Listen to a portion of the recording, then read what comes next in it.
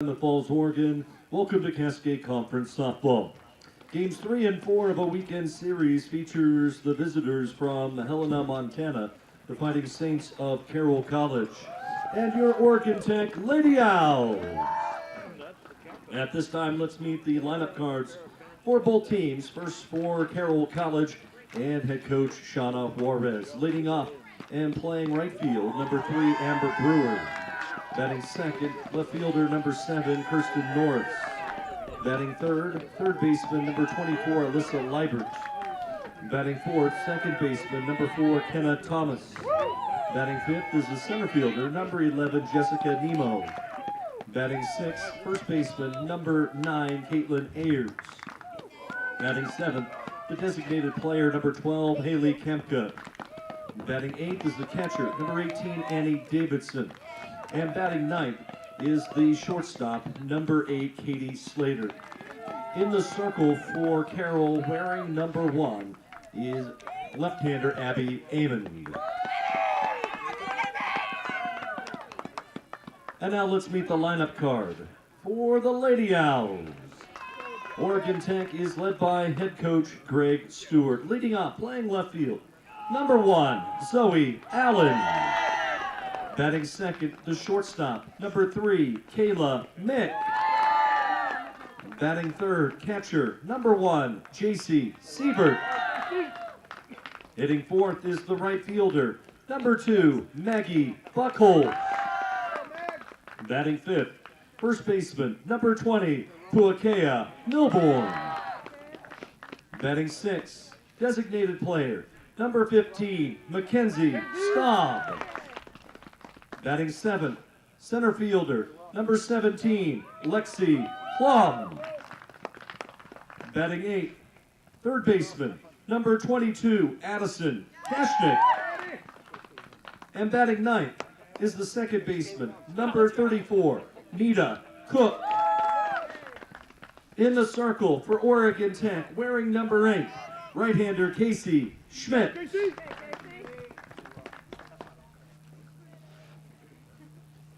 Friends, at this time, we'd ask that you rise and remove your caps as we honor America with the playing of our national anthem.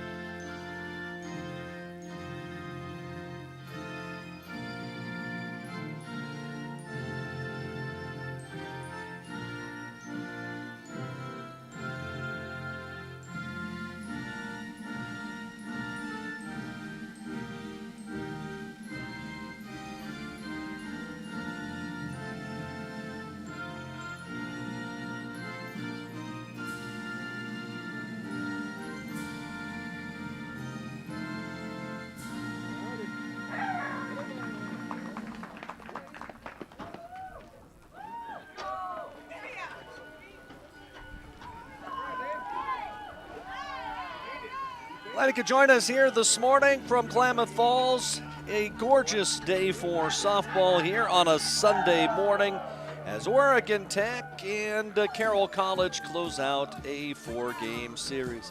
Mike Sanford with you live here at Stillwell Stadium. Yesterday, Oregon Tech dominated the 2 games.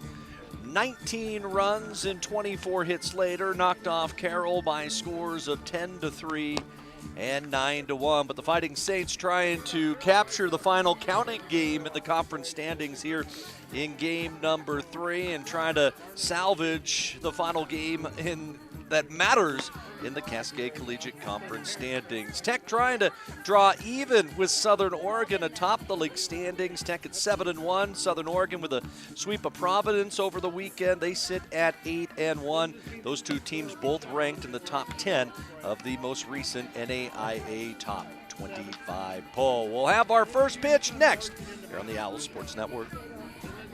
Hi, I'm Rob Cedar, General Manager of Clown Falls Honda and Clown Falls Subaru. I've lived here my whole life. Most of our employees have lived here their whole life too. Is the right fielder, number 3, Amber Brewer. Our sales, service, parts, and body shop teams are all staffed with experienced local folks. You know them, and they know you. Off for Carroll here this afternoon. Brewer had 1 hit in 5 plate appearances in yesterday's game, starting a little early, which is just fine, knowing that there's inclement weather all around us. Despite the sunny skies to start, we're expecting rain as the day goes on, and that's a good thing. As the pitch, a fastball just off the outside corner, we're underway 8 minutes early at 11:52 Pacific Daylight Time. Everybody remember to get up early today as we lost an hour, gained an hour daylight. Schmidt's pitch, line to left, a base hit, so a sharply hit ball off the bat of Brewer to start the contest. From our humble beginnings, serving members from a small plate, and it was roped through the left side. Batting second, left fielder, number 7, Kirsten Norris. First-year head coach for Carroll, Shauna Juarez, played some small ball in Game 2 when the game was close. See if she does the same here, and she will, showing bunt and offering at it. They got the runner hung up between first and second, and it's going to be a tag play with Kayla Mick tagging the runner out over at first. As slipping was the runner there between first and second base, and Brewers picked off. It'll go catcher, first base, shortstop on the caught stealing pickoff, and there's 1 out. So Carroll was trying to play small ball, and Norris unable to get the bunt down, and J.C. Sievert with a smart play. As the curveball just off the outer edge, it's 1-1. And Greg Stewart asking where was that pitch, and it was just off the outside corner according to our plate umpire. 1 ball, 1 strike delivery. That one's on the inside edge. That's a called strike. Yesterday, we had a real nice crowd despite the cold temperatures. I would think we may see a few more fans here today. A lot of the snow started to melt, which is a good thing, as the 1-2 curveball is outside. We had overnight rain, and I could honestly say I think it's the first time it's rained here in the Basin since November. In fact, at my house, you could definitely tell the snow is less. As the changeup popped up shallow center field. Mick to her left in shallow center field makes the catch. 2 outs in the Carroll first. Third baseman, number 24, Alyssa Liebert. So with 2 down, it'll bring up the third baseman, Alyssa Liebert. Liebert had a base hit yesterday in that doubleheader. Player on deck, that being Kenna Thomas. She had the big day. She had a 3-hit day. Jessica Nimmo, Caitlin Ayers, 4, 5, and 6 in the Saints order. Kampka, Davidson, and Slater behind her as the screwball inside and low, 2-0. Oregon Tech rolling out the same 9. They've done it throughout this series. Greg Stewart said if it's not broken, don't fix it. As the count goes to 3-0 on the sophomore from Las Vegas. No score, just the start of things.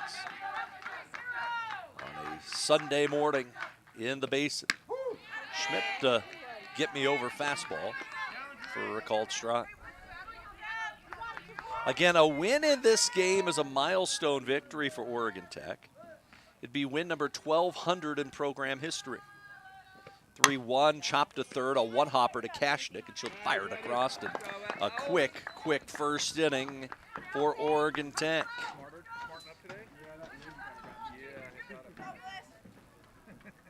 In the inning, no runs, a hit, nobody left. We'll go bottom one, scoreless here in Klamath Falls.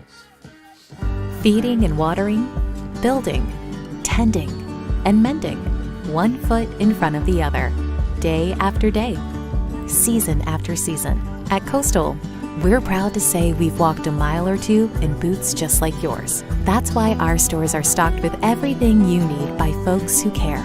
Find your store or shop now at coastalcountry.com with shipments to your door, in-store, or curbside. We are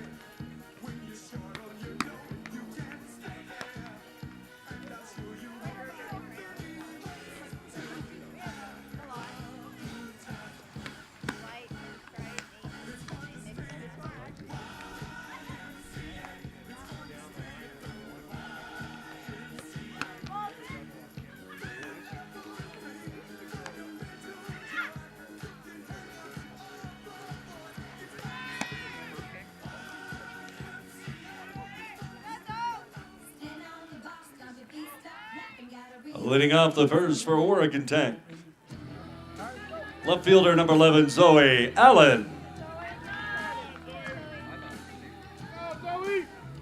It'll be left-hander Abby Amon getting the ball today for Carroll College. She threw 2/3 of an inning of relief yesterday in game one of starter Abby Hanlon. For Amon on the season, 3-1 with a 6.62 ERA, and the lefty's fastball is... Hi, I'm Rob Cedar, General Manager of Klamath Falls Honda. Amon in 24 1/3 innings has allowed 25 runs, 23 earned on 32 hits, 10 walks, and 28 strikeouts. As she tries a changeup, and it misses high to Allen, ball one. Zoe 3 for 7 yesterday, including an inside the park home run as she slapped a ball down the left field line. Norris, the left fielder, made a diving play on the ball right near the line, and it eluded her, rolled into the corner, and able to circle the bags was the sophomore from Hillsboro. 2-1 of the plates, popped up into shallow right. Out goes the second baseman, Thomas. In comes Brewer, the right fielder, and Brewer makes the catch for out number one.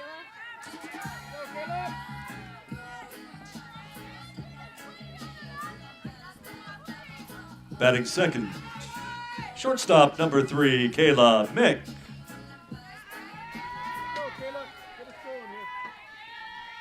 So with one down, Kayla Mick will be the batter. And Mick had herself a 4-hit day yesterday, including her first home run of the year. Wind is blowing out to right this afternoon. Mick also added her league best 9th double. You look at the big numbers that Oregon Tech had up and down their lineup, you'd think player of the week, it's not going to happen. As the count goes to 3-0. Unless someone does something extremely special today, Riley Donovan of Southern Oregon is going to be player of the week this week. The numbers she put up this past weekend, unbelievable at Southern Oregon.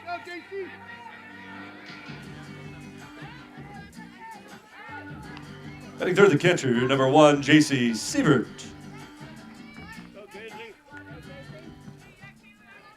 Donovan, 3 homers. She drove in 13.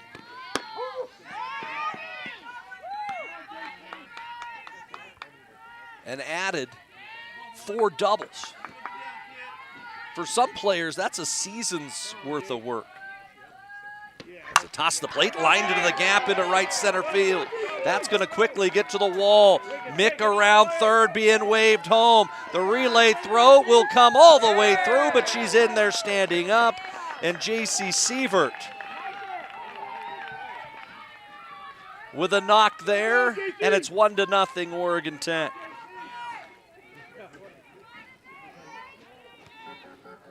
Sometimes when you compromise who you are to appease others, you slowly feel yourself begin to die inside. It's been an amazing journey. Right fielder number 2, Maggie Buckles.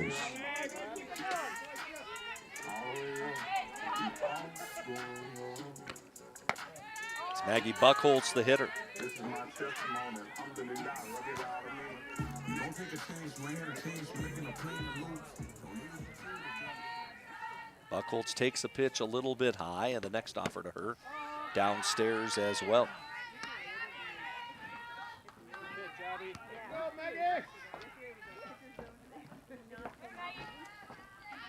Count 2 balls and no strikes. Buchholz had the 2 home run day.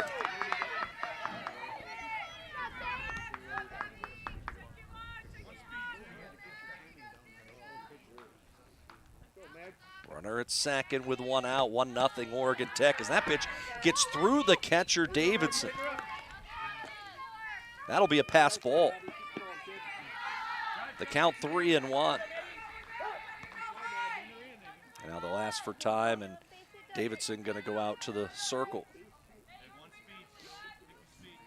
So the pass ball allowed Sievert to advance 60 feet.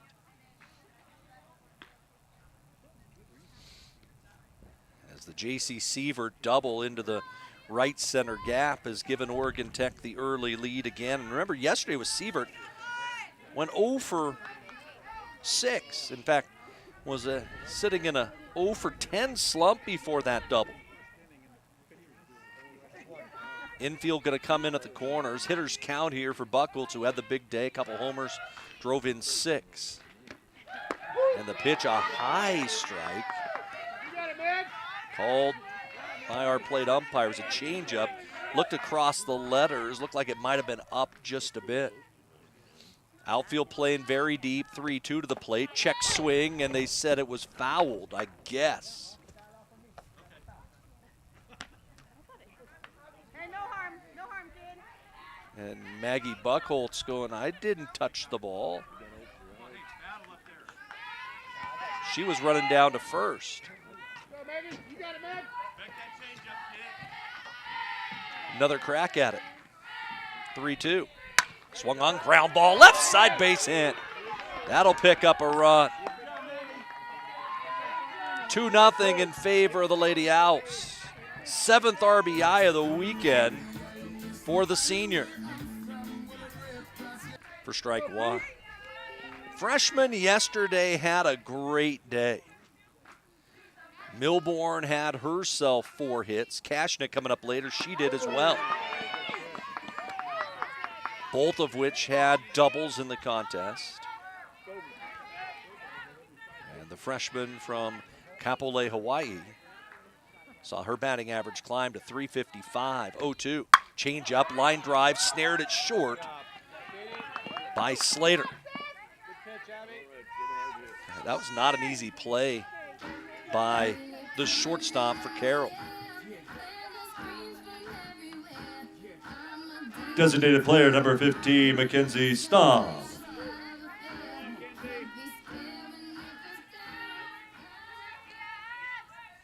So with 2 away, Mackenzie Staub the batter. And she'll take a pitch a bit high, ball 1. Staub upped her average to 357 with a 3-hit day. And takes another rise that's up. Eamon from Spokane, she went to Freeman High. All-state selection in the 2A ranks in Washington.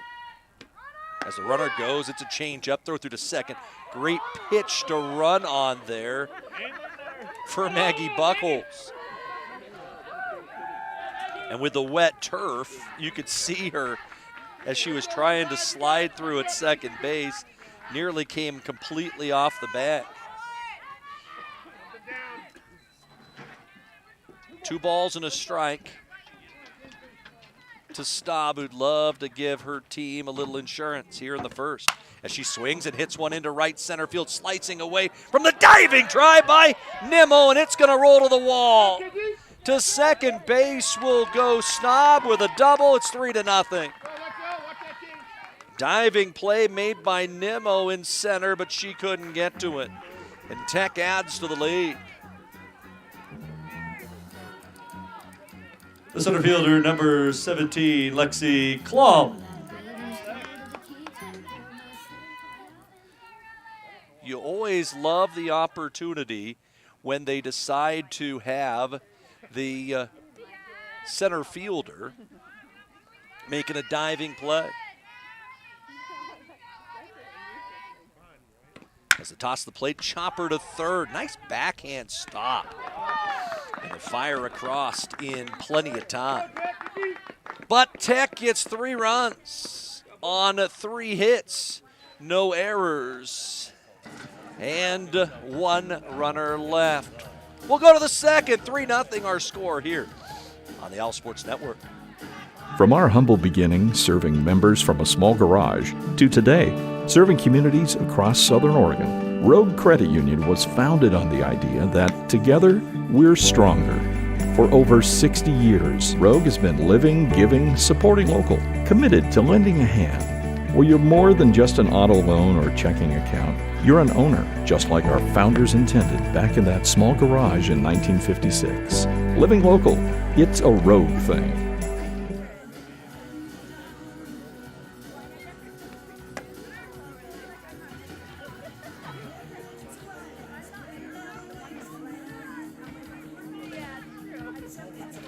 Leading off the inning for Carroll, the second baseman, number 4, Kenna Thomas.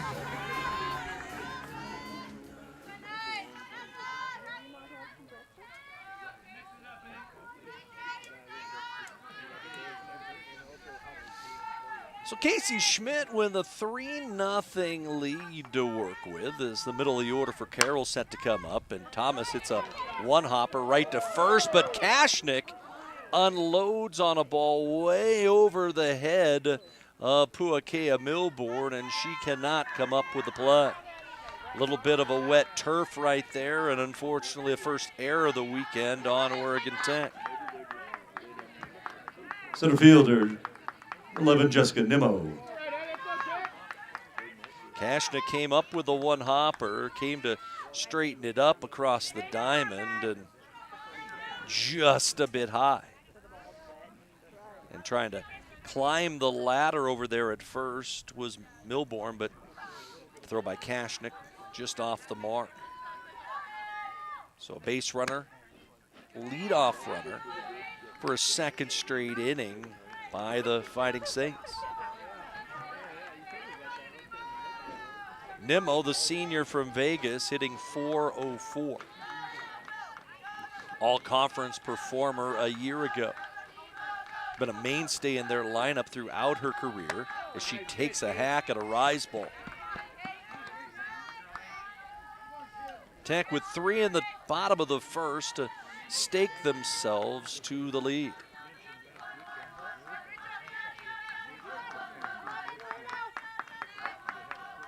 Runner at first with nobody out.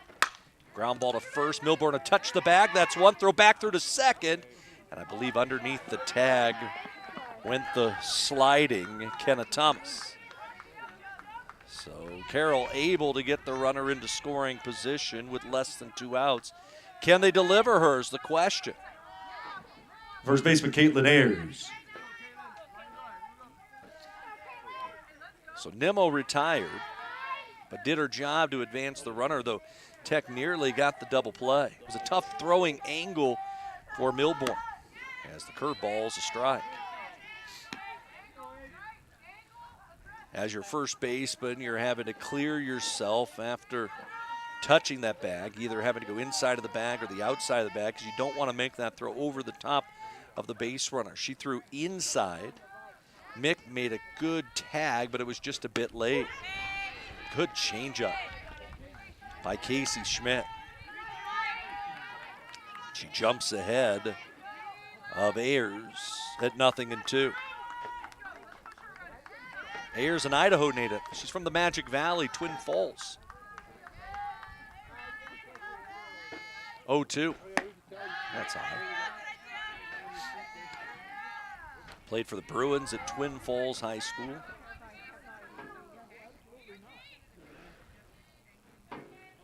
Outfield playing fairly shallow in left. 1-2. Curveball again off the corner. You can see the movement on the pitch by Schmidt. It started on the outer third, and by the time that last 10 feet, it moved into the left-hand hitter's box. Trying to get a swing and miss. So she's worked rise ball, curve ball here to Ayers.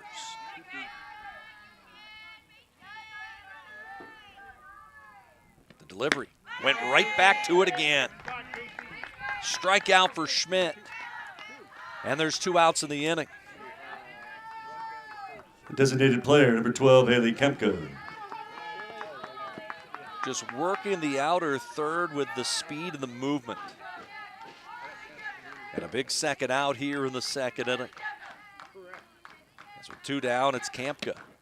She takes it down low, a drop ball that time. Ball 1. Kemka hitting .400 on the season. It's a Carroll offense that's in the top half of the league in batting average. But yesterday, they were limited to just 8 hits in the 2 games combined against Oregon Tech pitching. And Tech pitchers holding teams to a 181 average on the year. 1-1, high. And Tech pitchers holding opponents to a 1.87 earned run average, which is number 2 to College of Idaho in the league stat standings. Runner at second, 2 down. The delivery is popped up towards second. Should be an easy play for Nita Cook, and she puts it away. The inning is over. No runs. There was no hits, an error, and 1 runner left. We'll go bottom 2 here from Stillwell Stadium. It's Oregon Tech 3 and Carroll nothing. When you think fun, think Clamoya Casino. We're surrounded by natural beauty and world-class recreation opportunities. After exploring our magnificent surroundings, you'll appreciate the clean and comfortable rooms and accommodating amenities of the Sleep Inn Hotel. When you're ready for more fun, head to the casino for a variety of new games and some fantastic food. Stay and play at Clamoya Casino in Chiloquin, where winning comes naturally.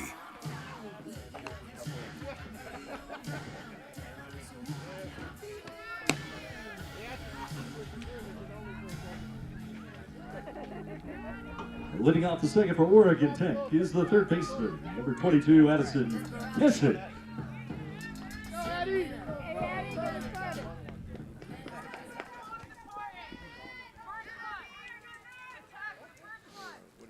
Oregon Tech with a 3-0 lead, last of inning number 2 here from Stillwell Stadium on a Sunday afternoon, as 8-9-1 set to come up against Abby Amond, and Addie Keshnick takes a called strike with a changeup. From our Keshnick humble 4 for beginnings, 7 serving members from yesterday a in small the garage. doubleheader. As the fastball just off the corner, including a 2-run single in a 3-run third inning rally that helped build a 6-1 lead. That one is on the corner. The lefty with the fastball, and it's 1-2. Tech got 3 in the first and put up a 0 in the top half of the second inning, so a good lockdown inning. Sievert an RBI double, Buchholz an RBI single, and Staub an RBI double. 2-2 is downstairs. This is the one that really matters. You win this one, you complete the series sweep in the conference standings. As the top half of the league is a logjam. 3-2. Swung on, line drive, base hit to left. Keshnick stays hot. And the leadoff batter aboard. The plate is the second baseman, number 34, Nita Cook.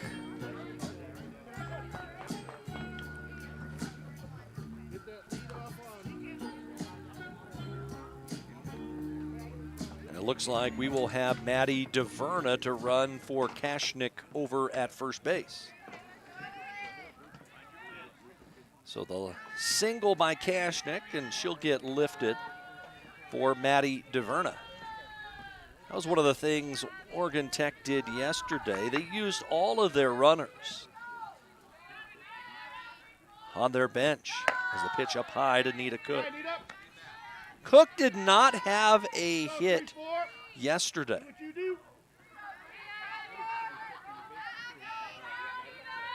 But she reached base 4 times. Runner goes this time, throw through to second base, way offline. It's into center field, but DeVerna not able to get up. And she will have her second stolen base of the weekend. The count is 2-0.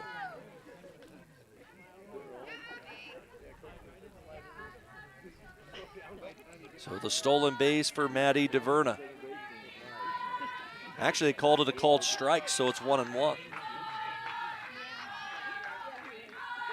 So they'll show bunt does Cook. She cannot get it down. So they count 1-2.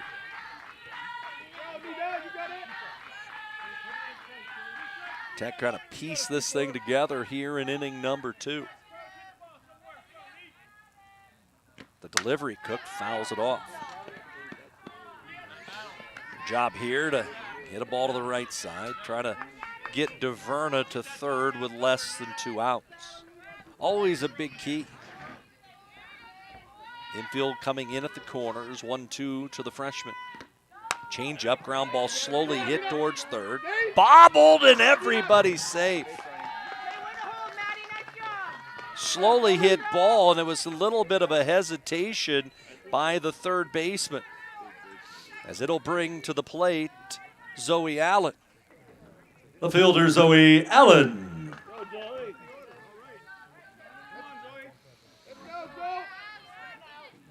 Cook was flying out of the box, and Allen drops one down. They'll throw to first. The sacrifice works. Runners advance with 1 away.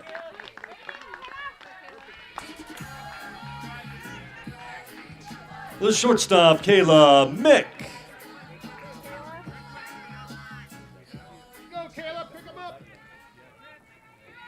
So 1 down, runners at second and first, and the pitch to Kayla Mick is way high.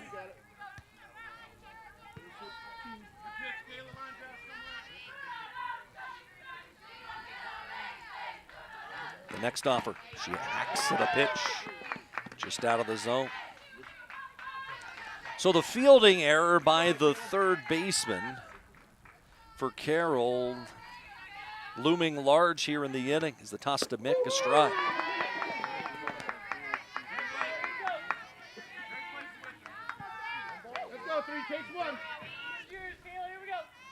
Opportunity for Tech if Mick can find the zone, and she fouls one off. Kashnik led off with a single, was lifted for the pinch runner. DeVerna stole second, and then Nita Cook reached on a fielding error by the third baseman Liebert. And they were advanced into scoring position, 1-2, high and away. Tech with 4 hits, both teams with an error. Here in the second inning, both teams played nearly spotless defense yesterday. 2-2. That's low. First base is open if need be.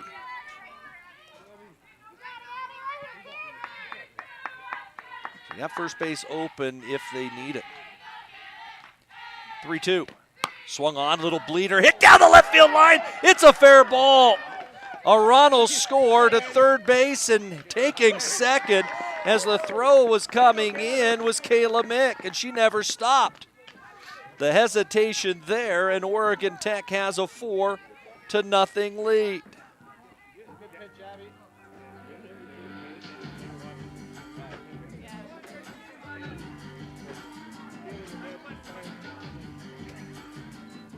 The catcher, J.C. Sievert.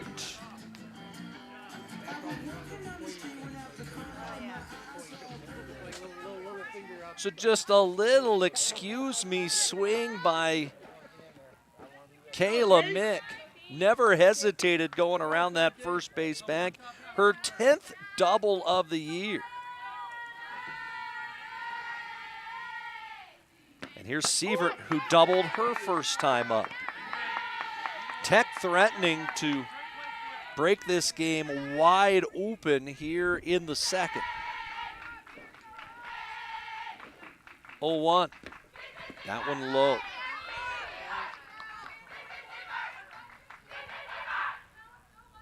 You can hear the dugout off to my right. Really making noise today. 1-1 to Sievert. Swung on, slowly hit ground ball third. They'll come home. Slide safe underneath the tag. Goes Nita Cook. 5-0 Oregon Tech. Sometimes when you compromise who you are to appease others. Right fielder Maggie Buckholz. It's been an amazing journey. So a fielder's choice will allow the run to score. No hit on the play, 1 RBI, the toss. Runner gonna go, they'll pump fake, and J.C. Sievert goes, all right, I'll take it.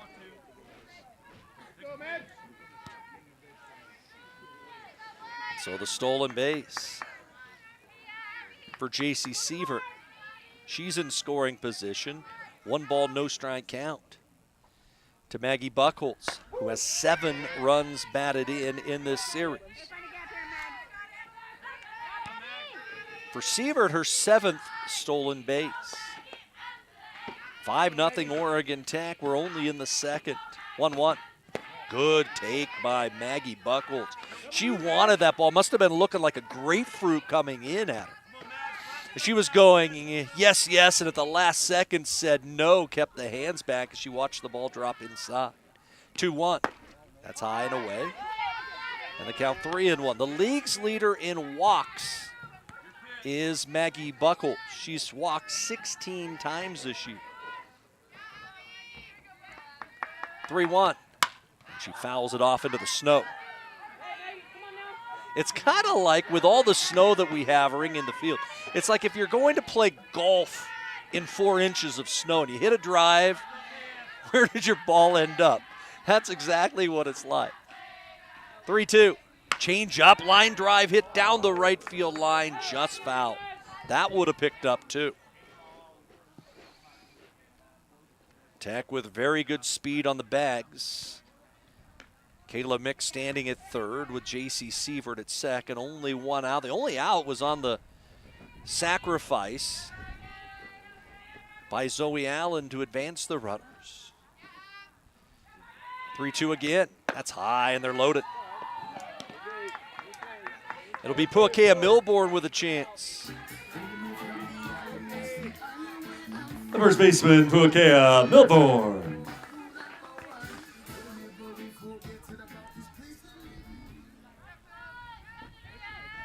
Milbourne with a chance.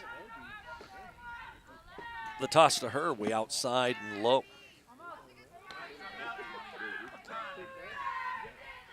This is the only game in the league so far today. There's a couple baseball games, but that is it. 1-0. Milbourne, fly ball fairly deep right. It's over the head of the right fielder, Brewer. That's going to go to the wall. 1 scores, 2 scores. To third base, they will hold Maggie Buckholz. A 2-run double by Puakea Milbourne, and it is 7-0 in favor of Oregon Tech. And it looks like we will have a conversation in the circle with the pitcher, Abby Amon, as Milbourne with the 2-base hit. And just adds to the hit parade for Milbourne, her 5th hit of this weekend. And we'll see what Shauna Juarez wants to do there, as that ball just golfed over the head of the right fielder. This will be a quick conversation in the circle. The designated player, Mackenzie Staub. And it was Staub who had a double into right center field. Her first time up. That made it a 3-0 game. It's now 7-0 Oregon Tech. Runners at second and third, and still only 1 out. As Amon to home plate with a fastball. And Amon with good velocity, I will tell you that. But the one thing doesn't have a whole lot of movement. As they toss the plate, a changeup that's low. And you can see the difference between Amon and Schmidt when they're out there in the circle. It's the movement of Schmidt that makes her so difficult to hit. 1-1. That's on the outside corner. The same thing goes for Kenzie Staub when she's in the, has so much spin on the ball. If you throw a flat pitch with velocity, you can hit it a long way. 1-2. Swung on and it's fouled into the screen. And that was what was so interesting a year ago with Sarah Abramson. All-time wins leader at Oregon Tech. She had that great rise ball, which was a strikeout pitch, but had that screwball and that curveball with so much movement that really set up that out pitch. 1-2. Change up, that time a beauty. Second out of the inning.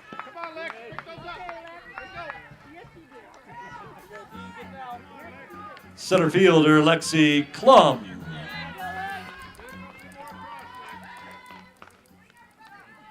So 2 down and a chance for Amon to get out of the inning. As she fires a strike to Lexi Klum.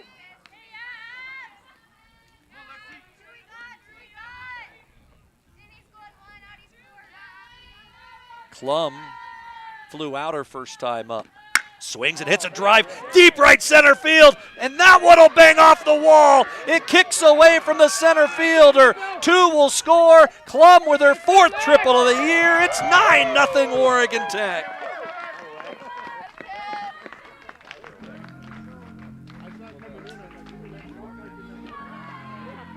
The third baseman Addison Keshnick. Second time in the inning, Addie Kashnick will hit. 6 across for the Lady Owls, and she hits a drive deep right field and foul.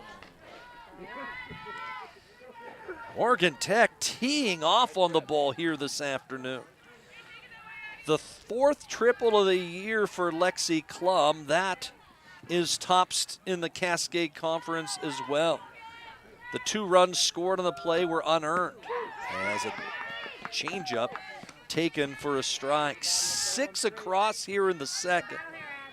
Second 6-run inning of the series for OIT. 3 of the 6 runs given up by Amon here in the frame are unearned, thanks to that error. 1-2. Kashnick did a good job of fighting off that changeup. Couple big hits in this inning for Oregon Tech.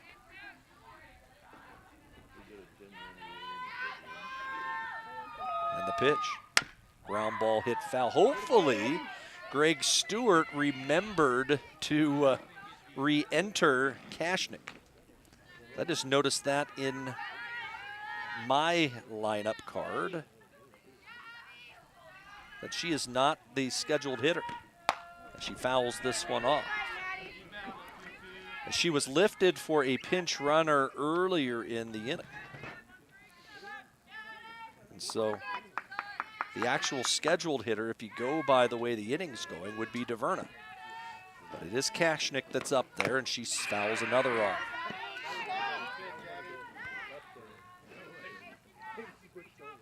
Tech with 4 hits in the inning, 7 on the afternoon. We're only in the second inning. 1-2. That's low.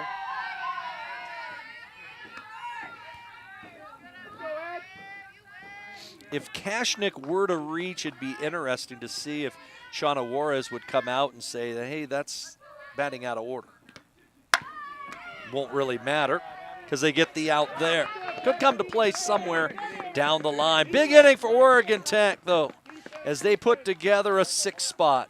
We go to the 3rd inning, 9-0 in favor of the Lady Owls.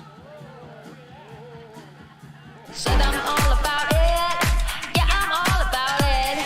Said I'm all about it. Yeah, yeah, yeah, yeah, yeah, yeah. Said I'm all about it. Yeah, I'm all about it. Said I'm all about it. Yeah, yeah, yeah, yeah, yeah, yeah, yeah.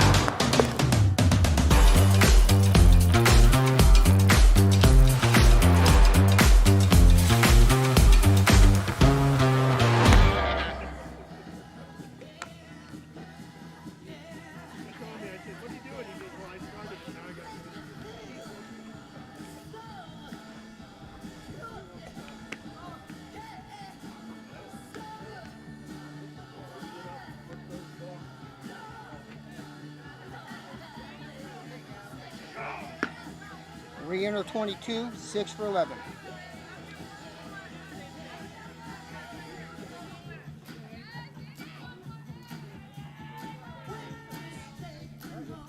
Leading off the Carroll third inning, catcher Andy Davidson.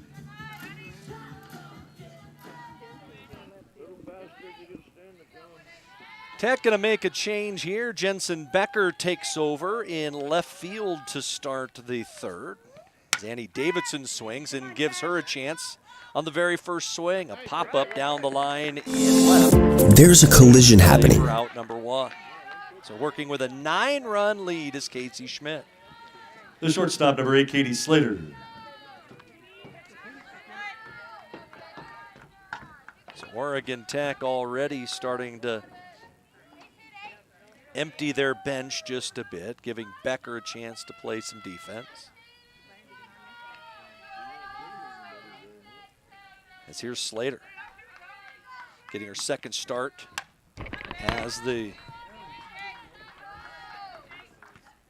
shortstop in the series. She had a bunt single and scored a run in game 2 yesterday. And I was kind of right in that last half inning. Talk about it after the 0-1. Showing bunt, she fouls it off. I mentioned that DeVerna was the runner in that situation, and came back up to Kashnik's spot in the order. And Kashnik went up and batted. But I noticed after the half inning that Greg Stewart came up and re-entered Kashnik into the. Here's a changeup that is well off the plate. 9 runs, 7 hits, an error for Tag. No runs, a hit, an error for the Fighting Saints.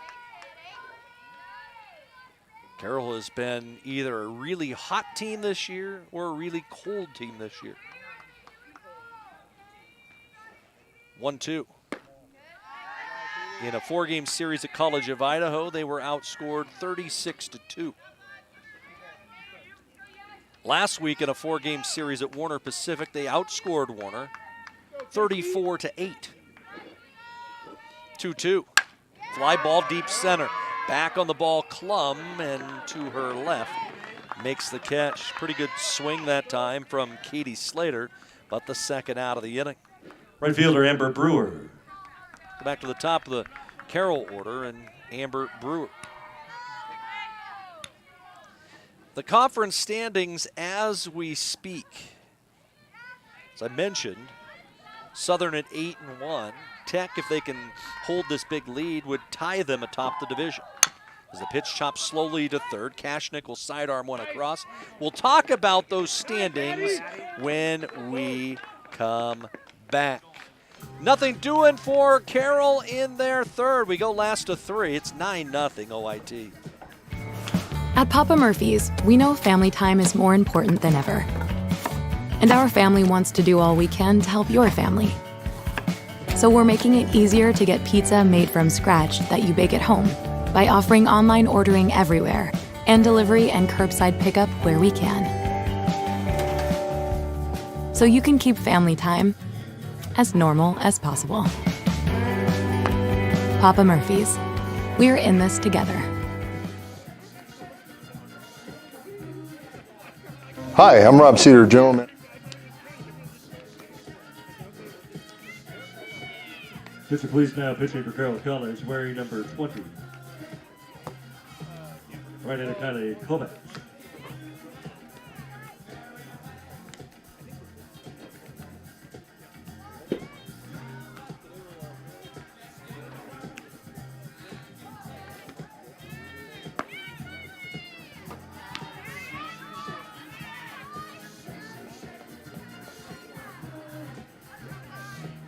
Leading off the last of the third for Oregon Tech, second baseman Nina Cook.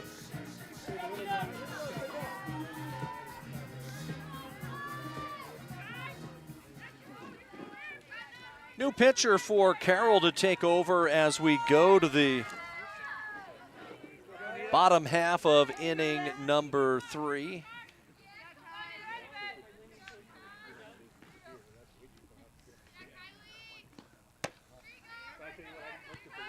As I'm searching for my stat sheets that I had up here in the booth and can't seem to find them. As a pitch a ball to Nita Cook. I had a boatload of papers that had all the numbers for the opposing team, but for some reason they've gone away. It's 2 balls and no strikes. So we'll do it the hard way. As a delivery to Cook, a strike. Kylie Kovac, the new pitcher for Carroll, making her 3rd appearance, no record with a .467 ERA. Allowing 4 runs on 4 hits in 3+ innings as a base hit through the middle for Nita Cook. Good start to the inning for Nita Cook. Left fielder Jensen Becker.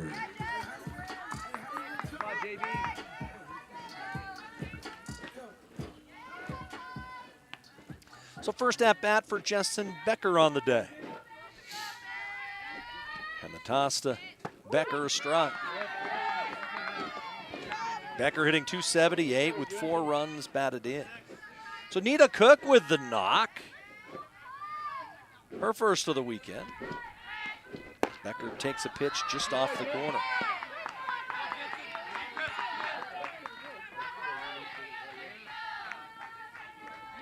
Ball and a strike to Becker. Final line on the starter for Carroll, Amon. Goes 2 innings, 9 runs, 6 earned, 7 hits, 2 walks, and a strikeout. The toss to Becker. Popped up, left field, playable. And in the left center gap, Norris the catch. For the out, 1 away. The shortstop, Kayla Mick.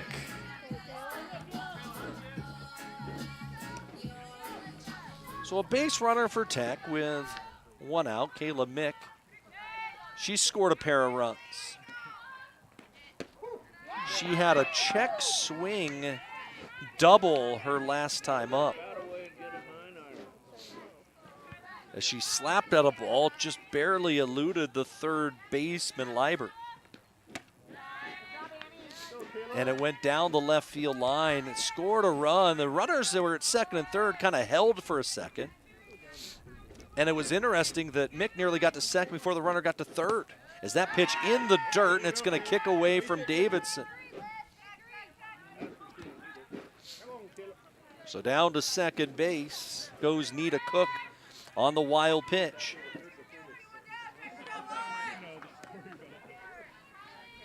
The count is 2-1. Tech trying to add to a 9-0 lead. And the toss to the plate is swung on, driven deep to right field. Track wall, gone! Second home run of the weekend for Kayla Mick. And Oregon Tech extends the lead to 11-0. Home run number 2 of the season for Kayla Mick.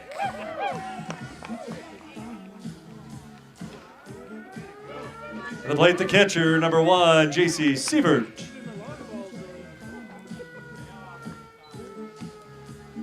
Just a line drive to the base of the scoreboard in right center field.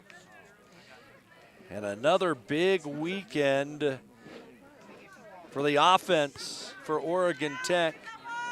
They in Southern Oregon, the top 2 hitting teams in this circuit, along with College of Idaho. And boy, they have had a field day at least through 2+ games against Carroll. Here's J.C. Sievert, still searching for her first home run of the year. She takes a curveball by Kovac outside for a ball. Again, Tech looking like they'll tie Southern atop the division at 8-1, a game ahead of College of Idaho. As that pitch fouled back. And then a logjam. UBC at 5-3, Eastern Oregon at 5-4, Northwest at 6-5, Corbin at 5-6. And then Carroll, if this score holds, they will be at 3-6. Bushnell and Warner Pacific each with 1 win. Providence the only team in the league without a win this year. 1-1. Sievert brushed back by a pitch. If she get hit, nothing new for her. Sievert got hit 20 times last year. She's already been hit 9 times this season. As she swings and pops it up, left field side, foul territory, and that'll find its way into the Carroll bullpen. 11-0 OIT. Season high for runs for Tech is 16. 2-2 again. And again, Greg Stewart having to play tiptoes down there in the third base box. He's not even standing anywhere near the box. Greg standing about 90 feet away from home plate. Change up to Sievert is high.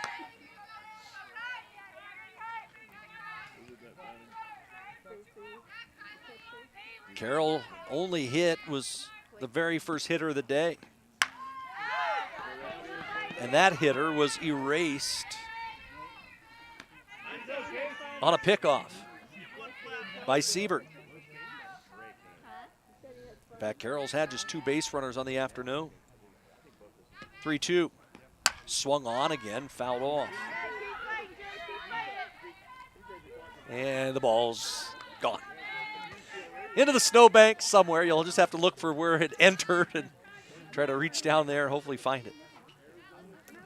Try another 3-2. The sophomore. And that pitch hammered deep to left, but foul. She is on. Kovac. Had home run distance, but it was about 20 or 30 feet foul. Lights have been on here at Stillwell Stadium all day. We were talking about that after the game last night, Bobby Mick and I, about how much brighter it was. Change up, popped up, shallow right field coming in and making the play as Brewers. So winning the battle there was Kovac.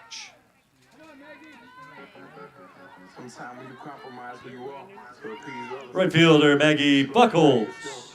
Begin a dance, right? It's been an amazing journey. We'll bring up Maggie Buckholz, who's had another big day. And the toss to her is a ground ball, sharply hit right through the wickets of the second baseman. And the error on Thomas will allow the runner to reach base. So reaching base Buckholz for the 4th time. The first baseman, Puakea Milburn. Second error of the afternoon on Carroll and Puakea Milburn, who delivered a couple runs her last time up with a 2-base hit. She's the hitter. The delivery popped up on the infield right side. Who wants it? It'll be caught by the second baseman Thomas, and that will end the inning. But Oregon Tech adds to their lead. Make it 2 runs, 2 hits, an error, and a base runner left. We'll go to the 4th, 11-0 OIT. There's a collision happening between science and innovation, environment and technology, thriving together in a place you might not have heard of. But the ones who discover us, they're the originators, working and learning in living labs that produce life-changing results and developing innovations that will change the next millennium. There's a collision happening. Be part of it. Be Oregon Tech.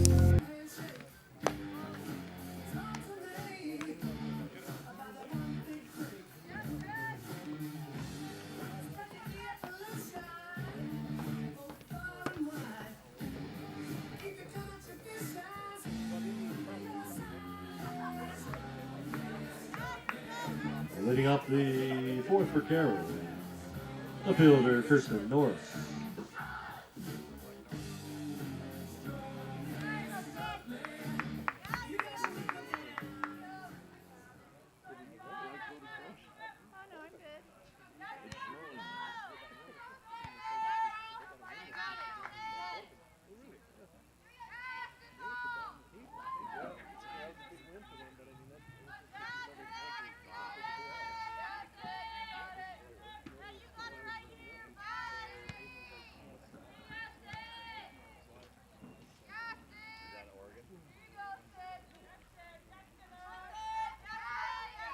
got 5 for 7, 28-24, 29-4. Got it? Thank you. Your pitcher, please, pinch hitting for Carroll. Revive Sidney Paul. So it looks like that Shauna Juarez going to empty her bench here in the 4th inning, bring in multiple pinch hitters. It'll be Sidney Paul to start things off. Paul going to try to slap one, and it's foul. Kashnik made a diving try, and it didn't touch the ball, and it rolled to the foul Hi, I'm Rob Cedar. base bag before it got there.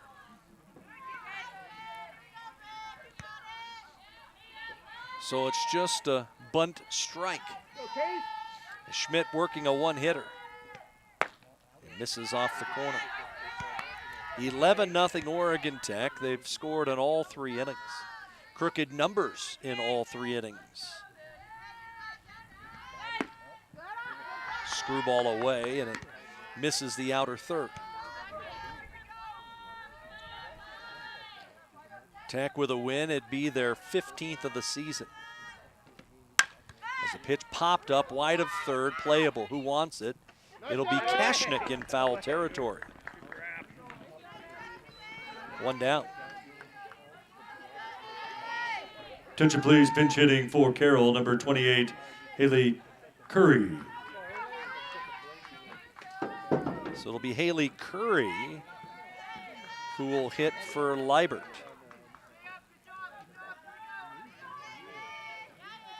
Curry had a couple at bats yesterday, and she fouls this pitch off.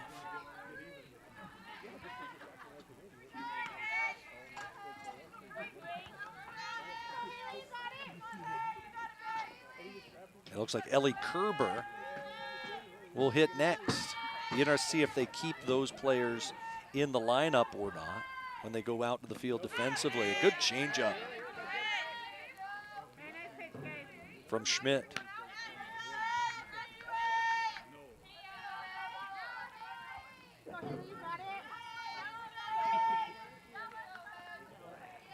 Nothing in 2, the delivery by Casey Schmidt is high. Tech jumped out to a 3-0 lead in the 1st, and then got 6 in the 2nd, and then the Mick home run in the 3rd added to the lead. 2-2 to Haley Curry. Becker and Klum, along with Buchholz, the outfield for Oregon Tech. All playing fairly shallow. 2-2. Got her with a drop ball. Nasty pitch that time from Casey Schmidt. 2nd out here in the inning. Attention, please, pinch hitting for Carroll, number 29, Ellie Kerber. So it will be Kerber that will hit for Thomas. And the toss to Kerber is a strike.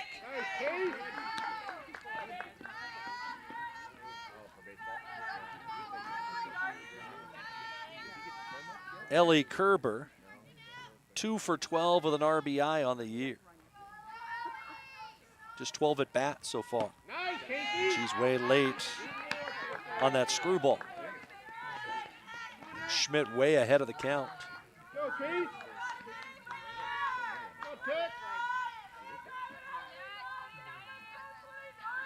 Nothing in 2. And the delivery is way outside.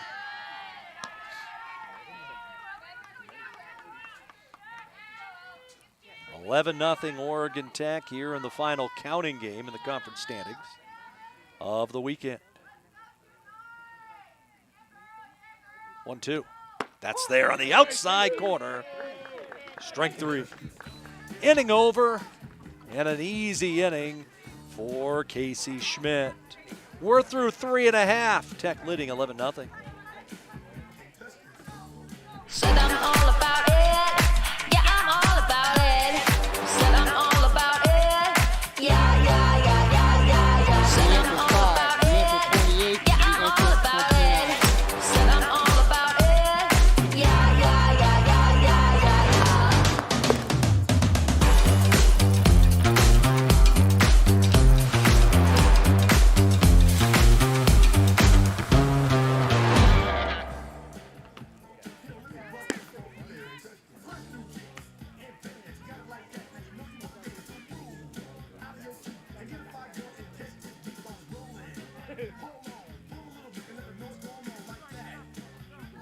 All right, here goes, people.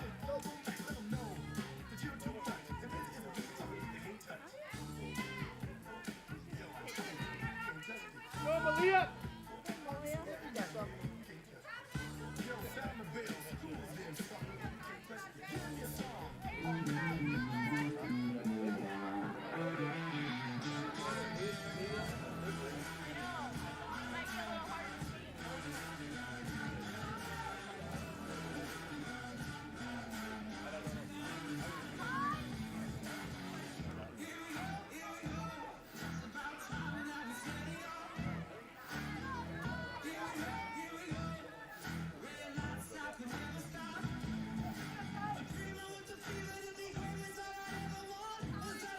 You got 18 for 15, 10 for 17, 4 for 22. 22 has gone out of the game. Leading off the pitch hitting for Oregon Tech here in the fourth. For 18, Malia Mick.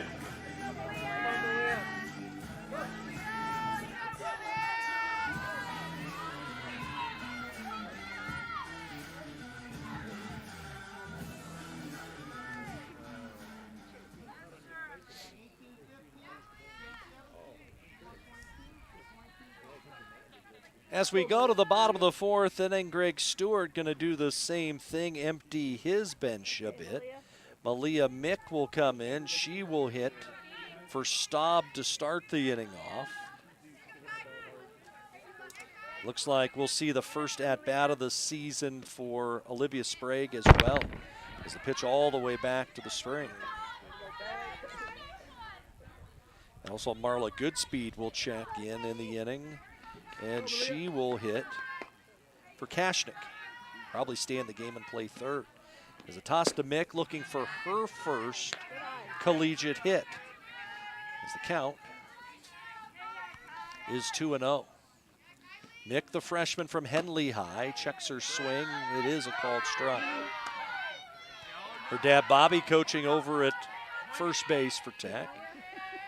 Sister Kayla hit a home run last inning. And the count to 3-1. She's been used as a pinch runner throughout this season for the most part. The 3-1. That's fouled into the screen.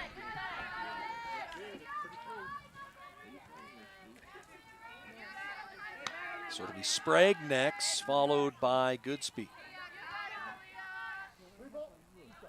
4A All-State player a year ago. Pitch is outside, ball 4, leadoff walk.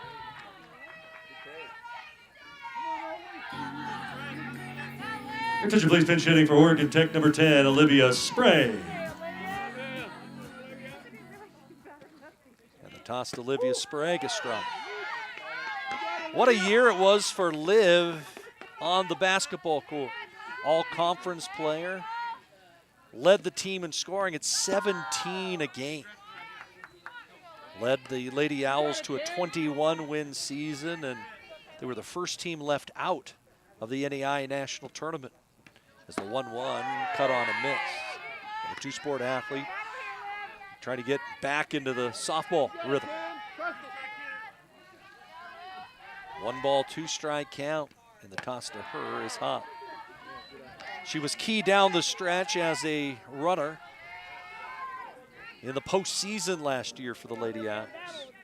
Sophomore from Klatskanai. 2-2.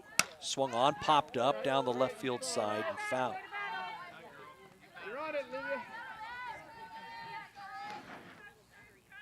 Liv in basketball at one point strung together 29 straight double-figure scoring games. 2-2. That's low and away, and it's 3-2. Trying to set the table for Marla Goodspeed, whose waits on deck. 3-2. That's downstairs, ball 4. 2 on and nobody out for Oregon Tech. Attention please, pinch hitting for Oregon Tech number 4, Marla Goodspeed.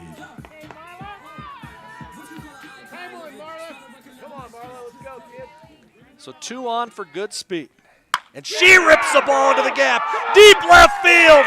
That'll bang off the boards. It'll score one. Sprague to third. Goodspeed, her first extra base hit as a Lady Owl. And it's 12-0. And listen to the dugout. They're fired up. The second baseman, Nita Cook.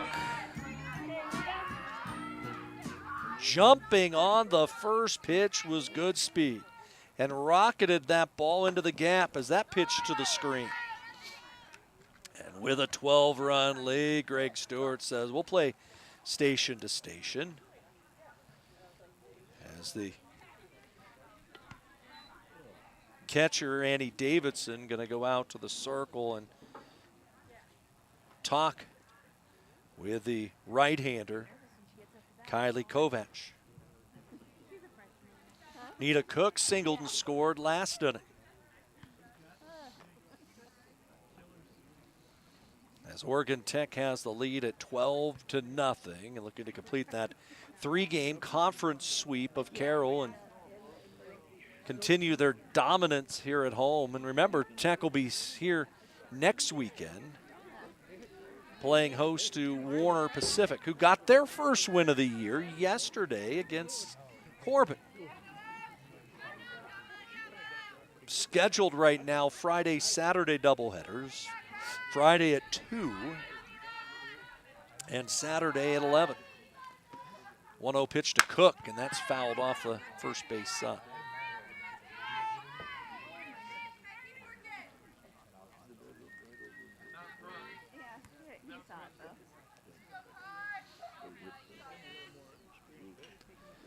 Big afternoon here for the Lady Owls,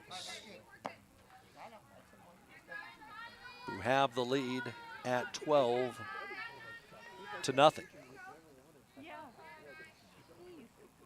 2 on, 2 gone. Cook takes one in. Be interesting if Greg Stewart would give Jenna Gordon or Carly Moore a chance to work a high strike to Cook here in the 5th inning with the big lead. Or if he will allow Schmidt to stay out there and try to complete a shutout.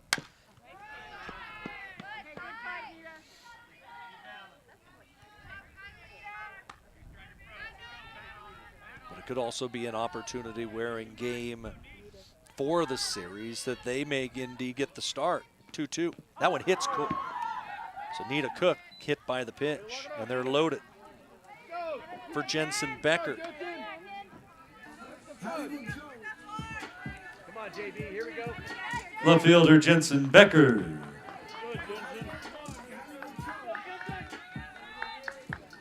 So nowhere to put the base runners and nowhere to put Jensen Becker. The pitch to her is a chopper right back to the circle. The only play will be to first, and will they get the out there? Yes. That was a tough call, but a run across. And it is 13-0. The shortstop, Kayla Mick. So 2 runs now in here in the inning. Becker gets an RBI. And it was Mick who hit Kovac deep her last time up.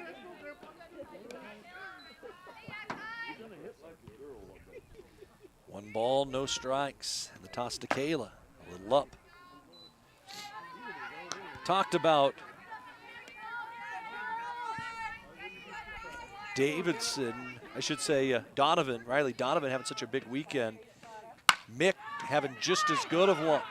As the pitch grounded to third, it'll deliver, or to first, and it'll deliver a run. RBI ground out extends the lead. Nice backhanded play by Ayers. The catcher, J.C. Sievert. So another RBI for Mick. As J.C. Sievert takes one for a strike. So Oregon Tech just kind of piecing together an inning. When it's all said and done, they got themselves 14 runs. Sievert nearly picked off Cook down at third.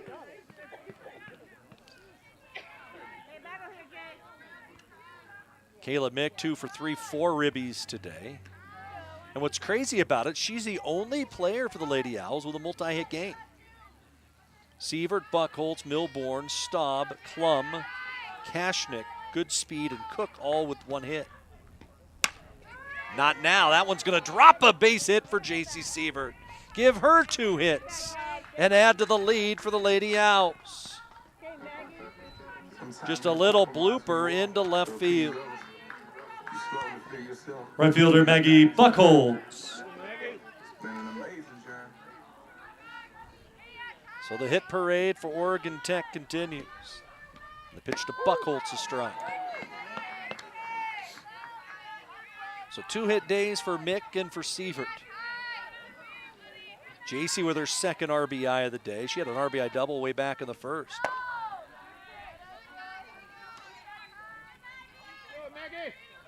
Tech's taking advantage of a couple errors, a couple walks today. And they have the huge lead. And everybody contributing.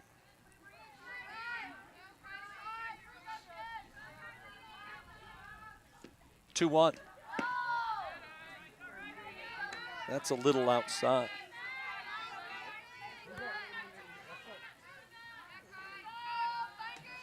Buckholtz had the 6 RBI game 1 yesterday.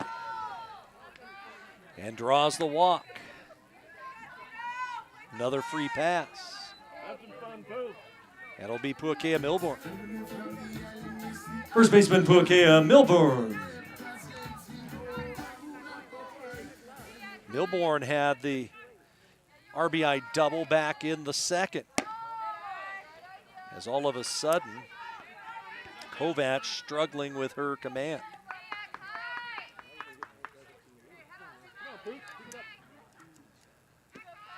Delivery to her is there for a strike.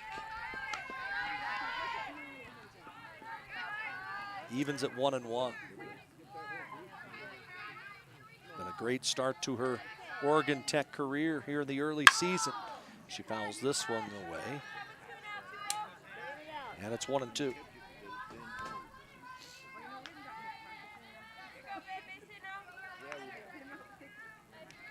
One and two the count here. We're in the fourth. 2 on with 2 outs. And the toss to Milburn's a changeup. It's a comebacker to the circle. Should be an easy play, which it is. The side retired. But Oregon Tech, a 15-0 lead as we head to the fifth. There's a collision happening between science and innovation, environment and technology, thriving together in a place you might not have heard of. But the ones who discover us, they're the originators, working and learning in living labs that produce life-changing results and developing innovations that will change the next millennium. There's a collision happening. Be part of it. Be Oregon Tech. Re-enter 17, 23 for 8, 23 is coming to pitch. When you think fun, think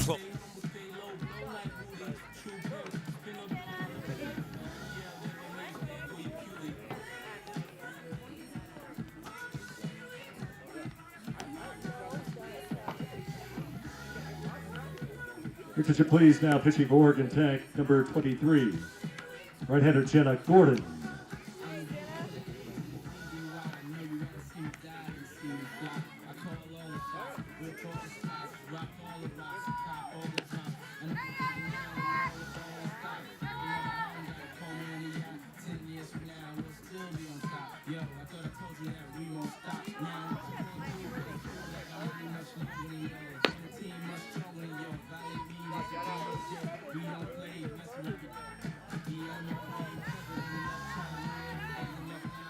Looking out for Carroll, 5th inning.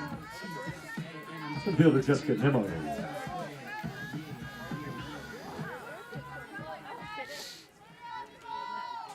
So it is the end of the day for Casey Schmidt. Tech will go to the pen, bring in sophomore Jenna Gordon to take over. 1-0 record, a 1.50 ERA. This is her 6th appearance in relief. The hard-throwing right-hander has gotten a 9 1/3 innings this season. 2 runs, 8 hits, 3 walks, and has struck out 4. She'll face Jessica Nemo to start things off here in the inning.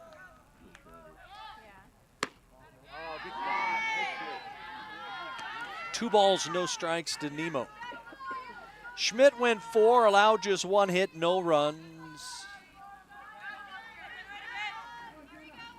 Casey did not walk a batter and struck out 3. As the pitch chopped on 2 hops. Nice short hop by Mick. That was not an easy play.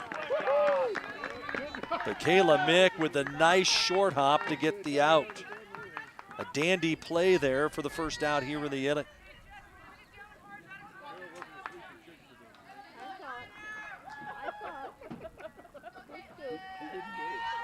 First baseman Caitlin Ayers. So 1 away for Ayers. As the fastball down and away. Ayers, a strikeout victim. That was back in the 2nd. It's been a while since Carroll's had a base run. There's the strike. In fact, the throwing error by Kashnik back in the 2nd on the leadoff hitter. That's the last base runner that Carroll's had. They've had only 2. Change up off the outside corner. It's 2-1. In fact, they will call that as an illegal pitch on Gordon. And Greg Stewart's going to come out and ask exactly what the discussion was. And she came to her glove and ball, came back out of her glove and ball, came back to the glove and ball in her windup. And so she broke her hands twice. That is the illegal pitch. 2 balls a strike. You can see the difference that time. Stayed in the glove as she was in her windmill, then came out. The previous time she did that twice. We've been blessed with decent weather so far today. Expecting rain, heavy rain tomorrow. 2-2, change up outside.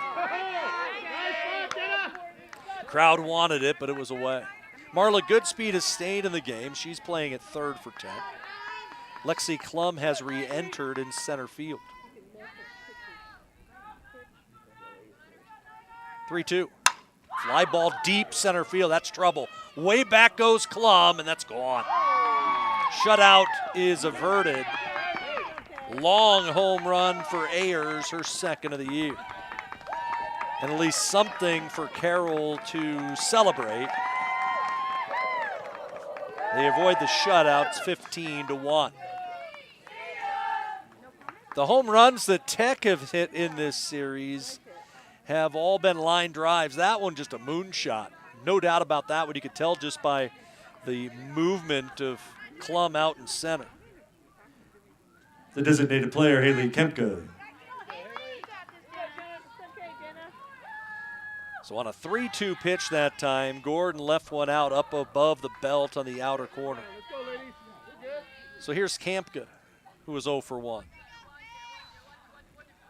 And Gordon misses a little bit low. Most likely we'll see Mackenzie Staub start game 2 today. She gave up 1 run on 4 hits yesterday in the game 2 victory. There's a good fastball. Oregon Tech has outscored Carroll so far in this series, 34-5. Still 1 more game to be played. That's a good changeup. And the count to 1-2.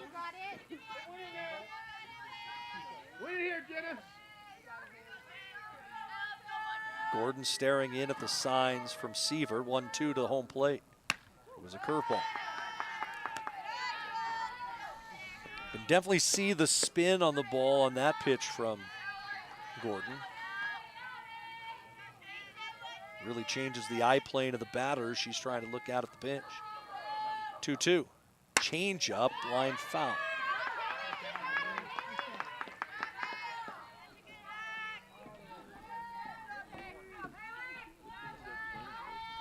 Again, the series pushed back 24 hours. Actually pushed back exactly 24 hours.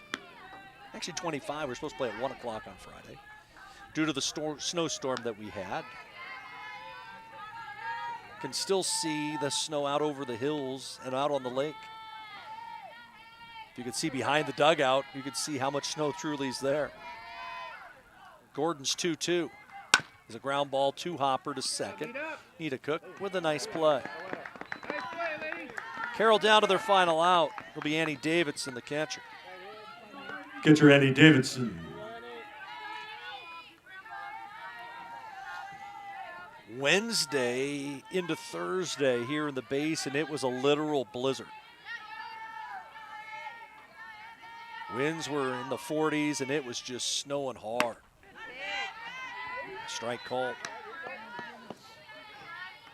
But this softball team spent, especially Friday, spent 13 straight hours on the field clearing snow. That's why they were able to get these games in. And it's difficult when you're Carroll College, you're 14 hours away, you fly in, and you have to have the opportunity to try and get the games in. If not, Tech would have had to somehow find Carroll down the road to play the series. As the pitch skied to center, it's over the head of Klum. That's going to bang off the wall. Lexi will fire it back in, and Annie Davidson with a 2-out double. 2 hard-hit balls here in the 5th inning for the Saints. It'll be the shortstop, Katie Slater, to try and keep this 5th inning rally alive. Shortstop Katie Slater. But it's very reminiscent to the job that Tech had to do a couple times a year ago. Providence came to town in April, had to clear snow off the diamond for that doubleheader. And then during the conference tournament on the championship Saturday, there was 4 stoppages due to snow in a College of Idaho Eastern Oregon game, and then between that game and the championship matchup between Tech and C of I. The pitch to Slater is a strike. You look back to that game, both teams had already qualified for the national tournament. They were having a snowball fight out on the field. All the snow was coming down so heavily between games. 1-1 to the plate. She went, and Carroll down to their final strike. In fact, Bobby Mick was dragging the field trying to get the snow off, and both teams were throwing snowballs at him. Jenna Gordon trying to close this one out, leading 15-1. And her pitch to the plate on the outside corner, that'll do it. As Tech picks up the victory here in Game 3 of the series. And for Oregon Tech, win number 1,200 in program history, a milestone for Greg Stewart and his club. Carroll does get a run on 2 hits in inning number 5. This one, though, goes to the Owls 15-1. The winner for Oregon Tech, Casey Schmidt. She is now 8-1 on the season. Abby Amon takes the loss for Carroll. She falls to 3-2. Again, we'll have about 25 minutes before Game 2 starts, so stay tuned right here on the Owl Sports Network, and we will have Game 2 coming at you towards the top of the hour here from Klamath Falls. We're glad that you could join us. Final 15-1 in favor of Oregon Tech. Feeding and watering, building, tending, and mending, 1 foot in front of the other, day after day, season after season. At Coastal, we're proud to say we've walked a mile or 2 in boots just like yours. That's why our stores are stocked with everything you need by folks who care.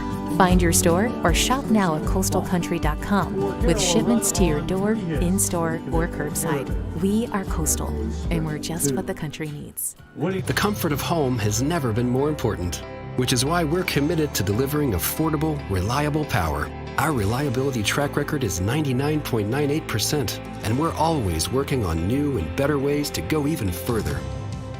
There's a collision happening between science and innovation, environment and technology, thriving together in a place you might not have heard of. But the ones who discover us, they're the originators, working and learning in living labs that produce life-changing results and developing innovations that will change the next millennium. There's a collision happening. Be part of it. Be Oregon Tech.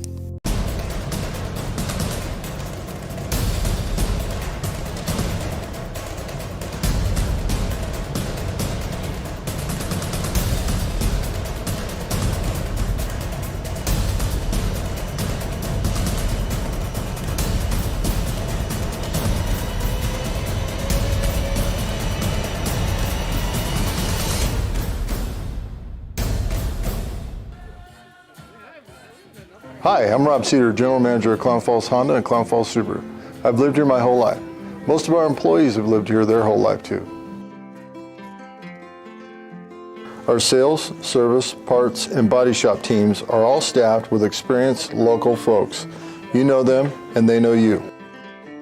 Our dealerships are comfortable and not corporate. Comfortable means we're focused on you. I'm Rob, and I'm glad to know you.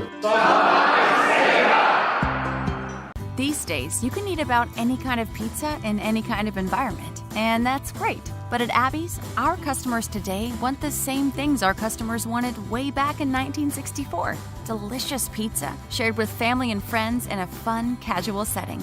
If that sounds old-fashioned, that's sort of the point. From our 36 locations, Abby serves the kind of traditional pizza that traditions are made of. Good to the last slice. Abby's, a legendary pizza tradition. Yum. Said I'm all about it. Yeah, I'm all about it. Said I'm all about it.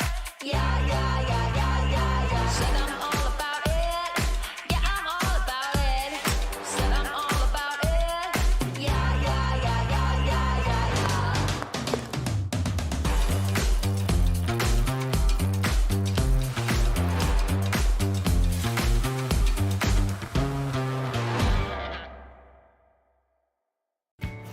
At Papa Murphy's, we know family time is more important than ever.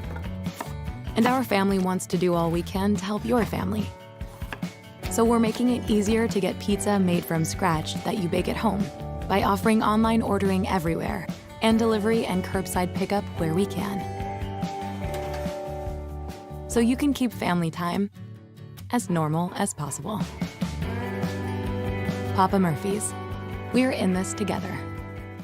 From our humble beginnings serving members from a small garage to today, serving communities across Southern Oregon, Rogue Credit Union was founded on the idea that together, we're stronger. For over 60 years, Rogue has been living, giving, supporting local, committed to lending a hand. Where you're more than just an auto loan or checking account, you're an owner, just like our founders intended back in that small garage in 1956. Living local, it's a Rogue thing. At Klamath Falls Toyota, you'll experience our goal to completely satisfy every customer, every day. Because our customers are like family to us. You'll also experience the teamwork of our professional and knowledgeable staff. They're authentic, caring, and the best in the industry. And when you choose from our great selection of new Toyotas or quality pre-owned cars, trucks, and SUVs, you'll experience a process that's efficient, easy, and transparent. Experience amazing at Klamath Falls Toyota, where experience is everything. Feeding and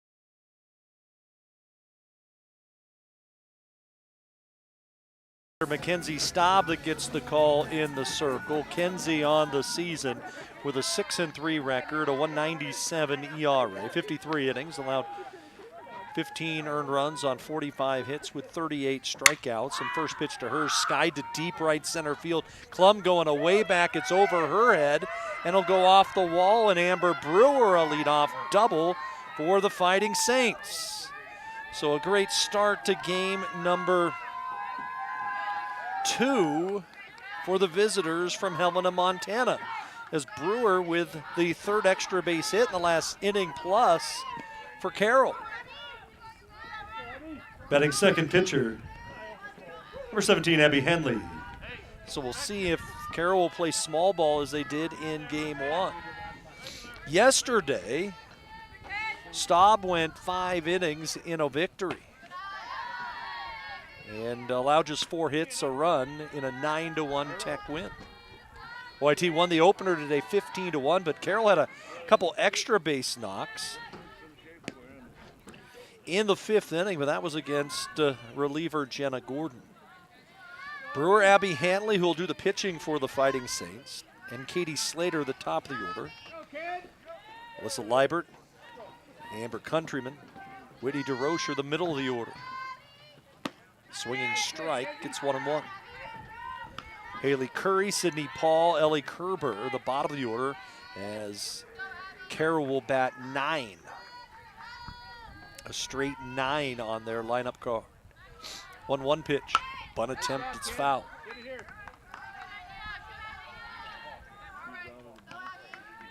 Kenzie Staub, last year, 18-4. It was a great compliment to Sarah Abramson. 1-2 pitch, just off the corner.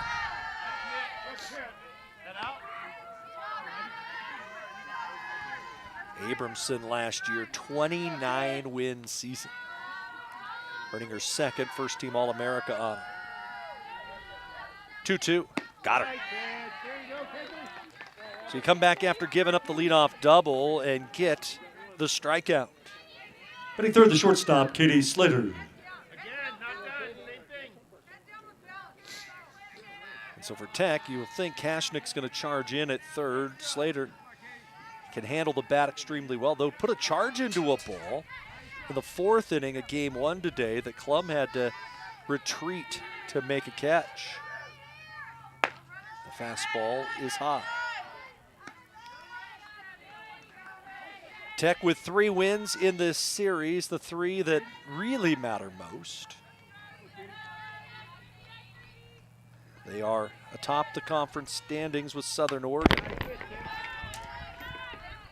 Both teams 8-1. Tech ranked 5th nationally, trying to keep a home unblemished mark. They'll have to face Carroll's top pitcher here in game 4 in Hanley. 1-1 by Staub, showing bunt. The fastball misses the corner.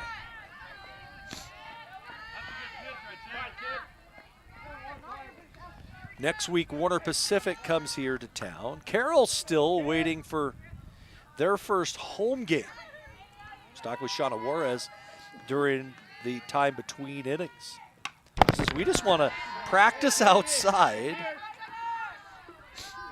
and we want to play a home game, and you can't with the weather that they've had, the capital city of Montana. Carroll expected to host Northwest next week, but not sure if it'll happen. 2-2 is high. Corbin travels to C of I next week. UBC supposed to travel to Providence. And Eastern Oregon will play host to Bushnell, maybe. 3-2, swing and a miss. Staub gets her, strike 3. Back-to-back Ks for the junior. Third baseman, Alyssa Liebert. So the leadoff double by Brewer. She's still standing out there at second base. And the toss to the plate is a called strike.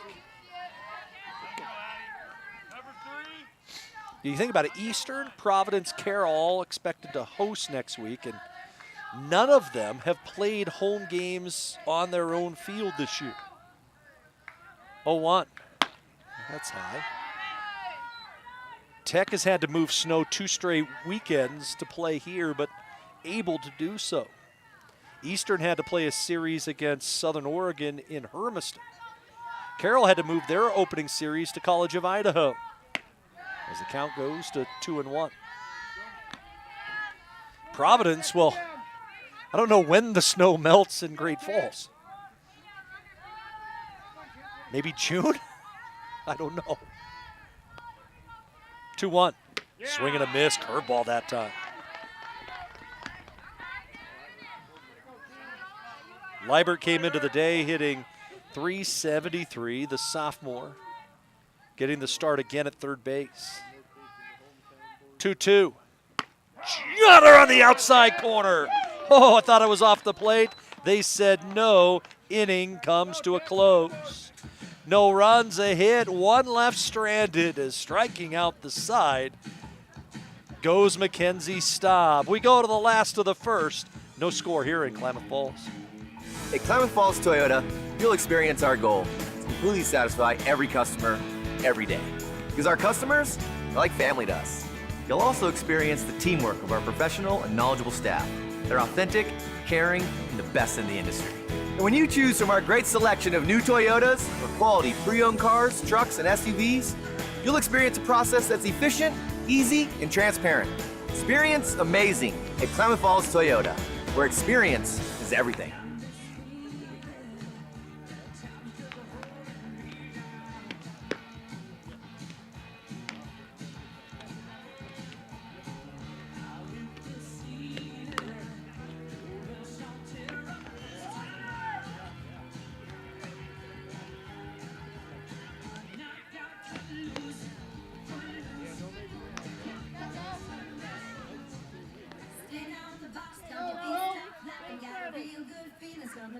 Leading off the Oregon Tech first, left fielder Zoe Allen.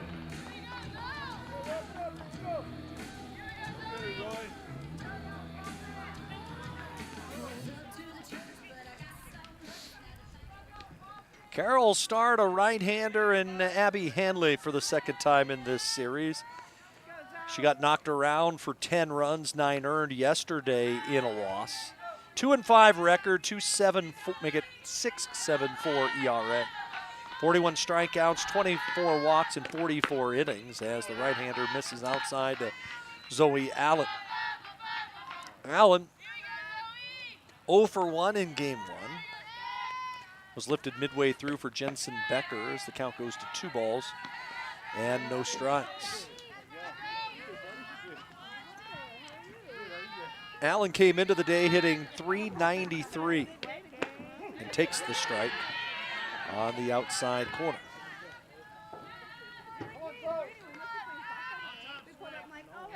Zoe Allen, sophomore from Hillsboro, had a great freshman campaign a season ago and has just built off of that as she earned the left field spot late in the season. In fact, started all the postseason games out there.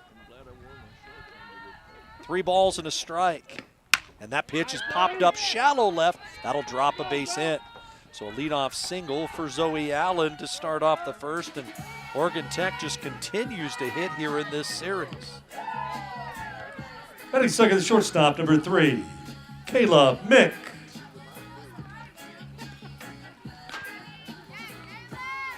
So Allen to first. Kayla Mick has had an outstanding series. 6 for 9 as the runner's gonna go, throw through to second base, and no chance to get Zoe Allen. So Allen with the stolen base, she's aboard.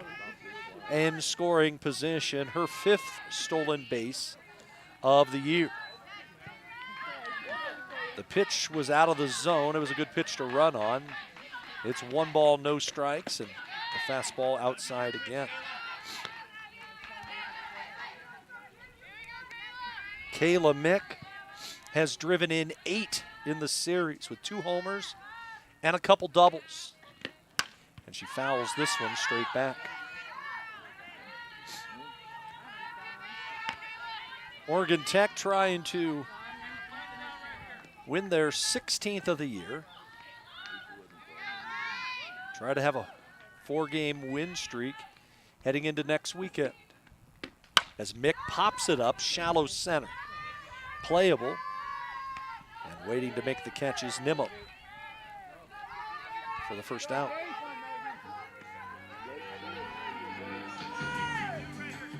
Catcher J.C. Sievert.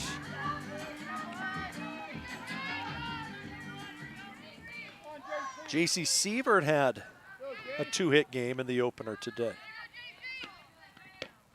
And she'll take a strike on the inside corner. Actually, Curry getting the start in left field here in game 2. She's the one who made the play. Sievert takes strike 2.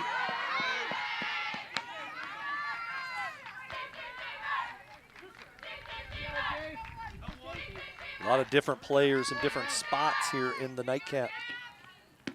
Sievert fly ball shallow center, but playable. Coming in is Curry. 2 outs. Sometimes when you compromise who you are, to appease others. Batting fourth, the right fielder, number 2, Maggie Buckholz. It's been an amazing journey. Myself, She looked defensively. Only a couple players in the same spots. Maggie Buckholz the hitter and takes a pitch off the corner. Paul Curry Brewer, the only regular Brewer out and right. Liebert still at third, Slater still at short, but a new right side of the infield. Kerber at second, DeRocher at first, Countryman doing the catching. As the count evens after the swinging strike. Buckholz hit 2 home runs off of her yesterday. That being Abby Hanley, as she swings and misses at that one. It was Hanley last year that beat Oregon Tech in the series finale, beat Staub and Tech up in Helena. Runner at second, 2 down, and the pitch is just off the corner.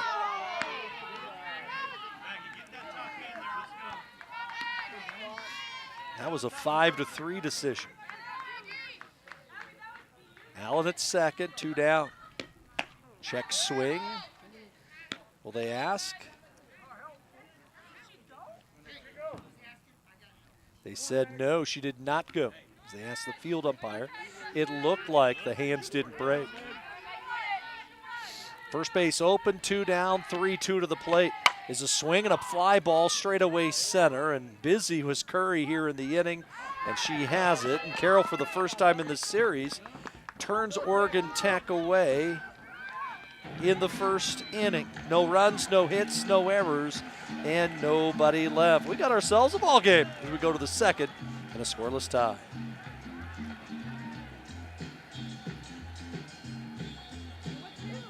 Hi, I'm Rob Cedar, General Manager of Clown Falls Honda and Clown Falls Subaru. I've lived here my whole life. Most of our employees have lived here their whole life too. Our sales, service, parts, and body shop teams are all staffed with experienced local folks. You know them and they know you. Our dealerships are comfortable and not corporate. Comfortable means we're focused on you. I'm Rob, and I'm glad to know you.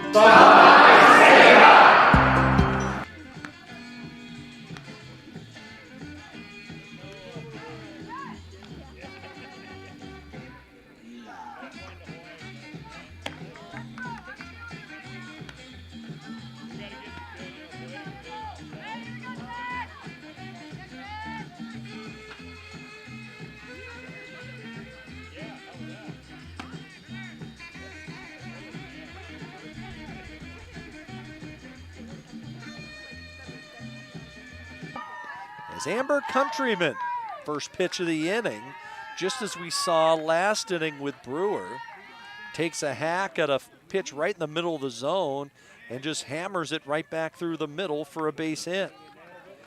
So the catcher aboard. He'll bring up the left-handed hitting Whitney DeRocher. The first baseman, Whitney DeRocher. DeRocher only had 1 at bat in game 2 yesterday, but she did her job and laid down a sacrifice bunt. She looks to do it again here and fouls it away. Hi, I'm Rob Cedar, General Manager of Klamath Falls.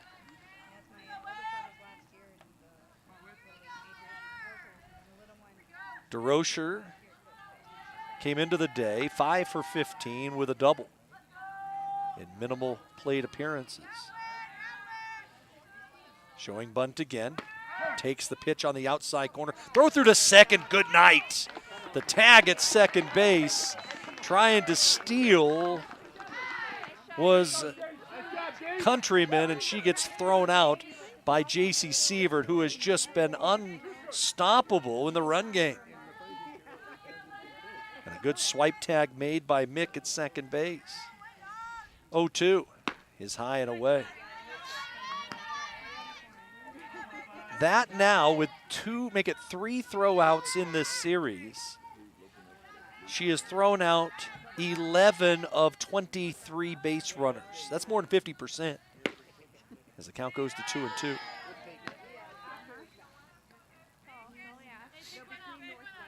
And Countryman was out by 10 feet. Remember, it's only 60 feet between the bases. 2-2. That one's fouled off. Hear the crowd mic rattle just a bit. Boy, is the Bobby Thompson special. Crowd mic takes a lick and keeps on ticking. All of a sudden the sun pops out. It's kind of nice. 2-2. Way high. Carroll with a leadoff hit in each of the first 2 innings, but nothing to show for it.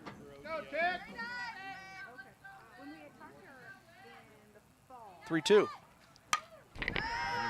Fought off again. Again, next weekend we'll be here with Warner Pacific in town.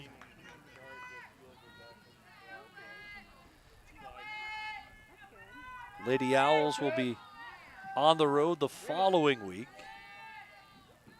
The 3-2 to the plate is a fly ball, left center field. Charging in comes Klump. And makes the catch for the second out. Center fielder Haley Curry. Tech with this 8-game homestand.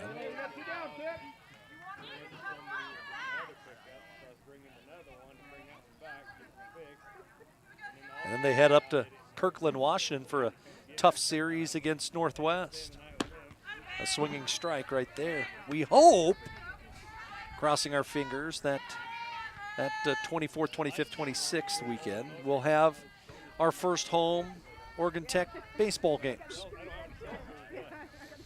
As the Hustle Owls will be on the road again next week against Eastern.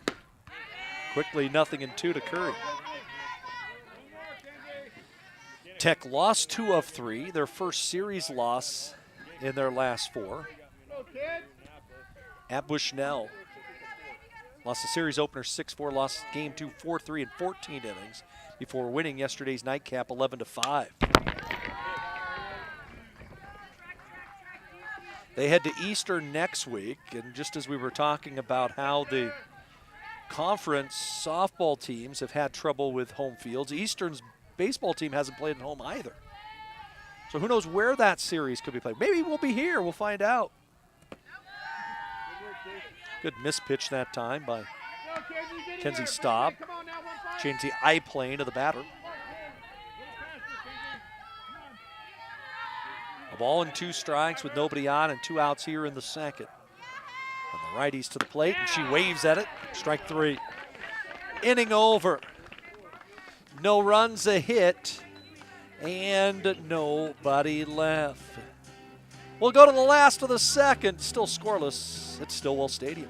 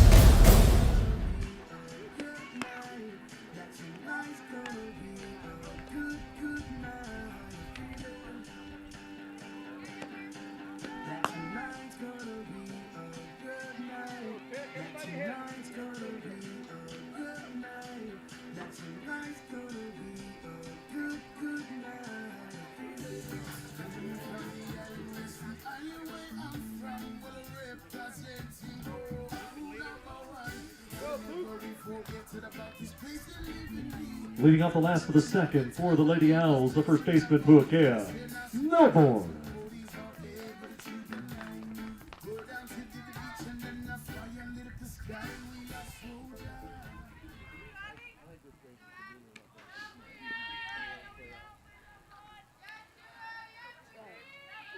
Puakea Milborn with a 5-hit weekend starts things off and swings at a Hanley pitch and fouls it off, strike one. The Oregon Tech offense, 35 hits through the first 3 games. In fact, for Tech, 35 hits and 35 runs. As Milborn hits a rocket to left, but it's right at Paul, the left fielder. Tech's hit some balls right on the screws. The pitcher, Mackenzie Staub. But they have nothing to show for it. Milborn really got barrel on that swing. But it's out number 1. Loud outs would be the talk on that one. As Milborn hit it about as hard as you could, but played perfectly out there was Sidney Paul out and left. There's a strike on the outer third. Hope everybody watching like our new graphics package that we're working on. Kellen O'Ryan doing such a great job of trying to make our broadcasts look that much better. A year ago, we tried 2 cameras. It's tough to use 2 cameras in this venue unless you had wireless ones. Staub hits a chopper to third. Liebert with the toss across. And there's 2 outs.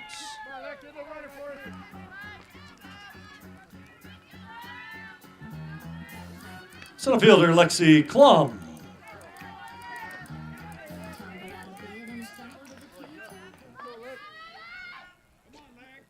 So 2 outs here in the second. And Lexi Klum hits a fly ball to straightaway center. Fairly deep, backing up onto the warning track is Curry, and she puts it away for out number 3. So Tech down quickly in their second. 3 up, 3 down. We'll go to the third. Still scoreless. Thanks to Les Schwab Tires, I'm a confident backseat driver, but Mom's a little stressed about spending. Remember, breathe in. Now watch your speed and breathe out. Good. Even though we're watching our wallets, Les Schwab is still watching out for our safety. So turn here. Help keep drivers and backseat drivers safe with Les Schwab Tires.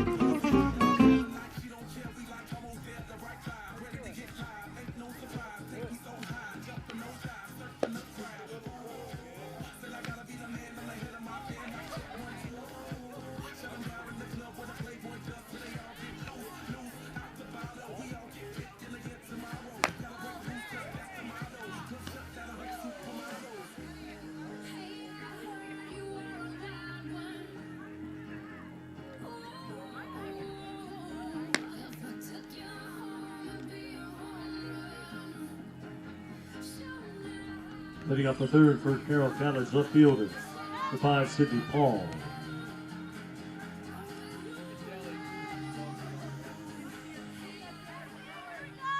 Carroll send up 8, 9, and 1, and for the first time in this series, actually having ourselves a little pitcher's duel. As Oregon Tech had some crooked numbers up on the board by this point in each of the first 3 games. The Sidney Paul, little slap hit towards third. Kashnik comes up with it. Sidearms one across for the out. 1 out. Second baseman, Ellie Curver. Kashnik taking over at third base. For Aubrey Bussinger, as good of a defensive third baseman that Oregon Tech has ever had. Greg Stewart was not shy about saying that. I mean, it was a vacuum over at third base with Bussinger. But he feels that Kashnik has the ability to be a very similar player, especially on the offensive end. As it counts quickly 0-2 to Ellie Kerber. You look at Puakea Milborn, the other freshman over at first, replacing a two-time All-Conference player in Kennedy Jancy. As the pitch misses high, Jancy, 61 RBI last year. You're not going to replace that in freshman year number 1, but definitely could grow into a player like Jancy. 1-2. Curveball just off the corner.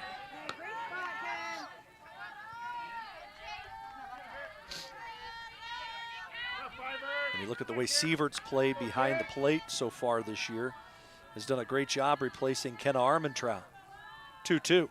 Got her. 5 strikeouts now for Kenzie Staub.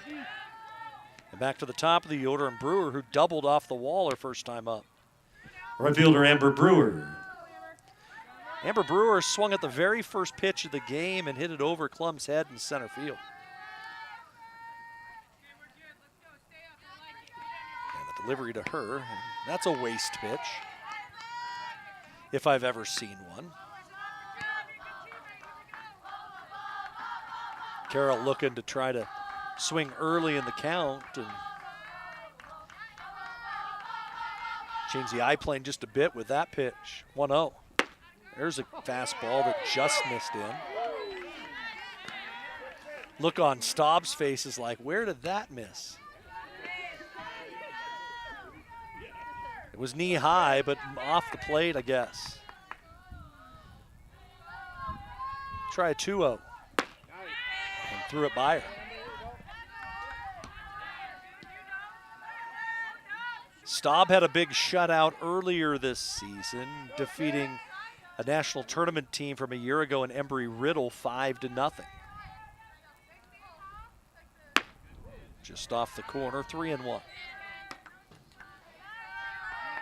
Comes into the day at 6-3 on the year. Ranks in the top 10 in program history and wins. The 3-1, thrown by her again. And the count's full, 3-2. And you think of the dominant pitchers in Oregon Tech history, and by the time Mackenzie Staub's done, her name's going to be in that category. 3-2. Swung on and missed, strike 3. Staub goes to power right there to get the out, and the inning is over. First time that Carroll's been turned away in order. We'll go to the last of the third.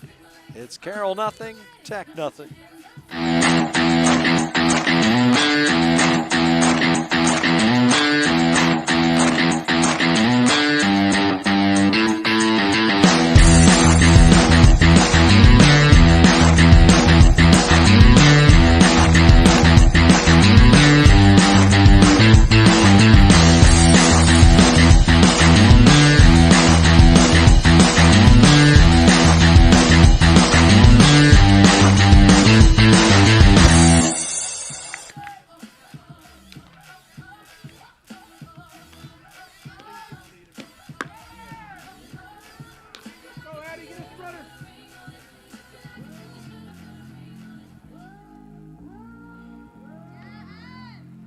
Leading off the Oregon Tech third baseman Addison Kashnik.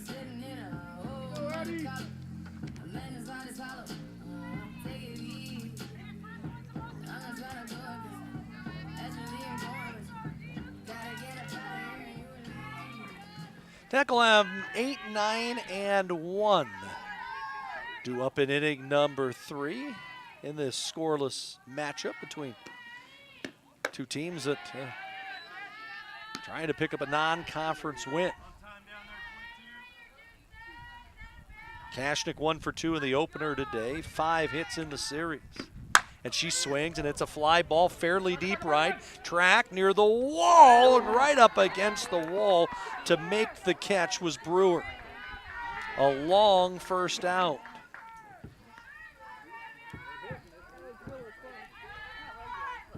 Second baseman Nita Cook.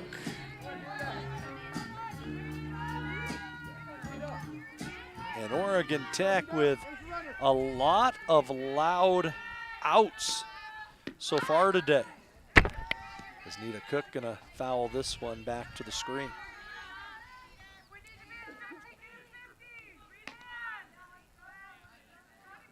One strike on the board.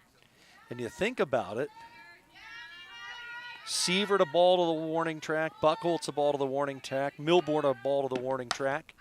As that pitch fouled off the first base side from Nita Cook and unable to get there to Rocher. Klum hit one to the warning track. And now Kashnik goes the other way and hits it to the wall. But Abby Hanley pitching to contact, allowing the 7 players behind her to make the plays. 0-2 to Cook. And she dribbles one off the first base side. This is going to be a tough play. And Nita Cook going to beat it out for an infield single. With her speed, you weren't going to get her. Tech with a base runner with one out. Left fielder Zoe Allen. So with Cook's speed over at first base, I would think Greg Stewart's going to send her at some point in this at bat. She goes first pitch, and it's a ground ball hit towards short. Safe there, out at first. Unfortunate play there as they had the run and hit put on, and the ball was slapped off the bat of Zoe Allen, and it took the shortstop to the bag, or else that's up the middle. The shortstop, Kayla Mick.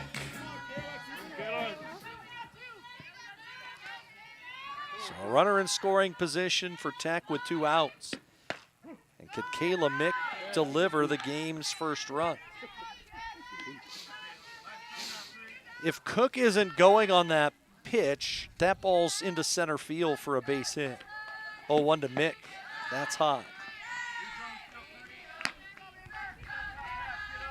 And again, OIT squaring up on a ball.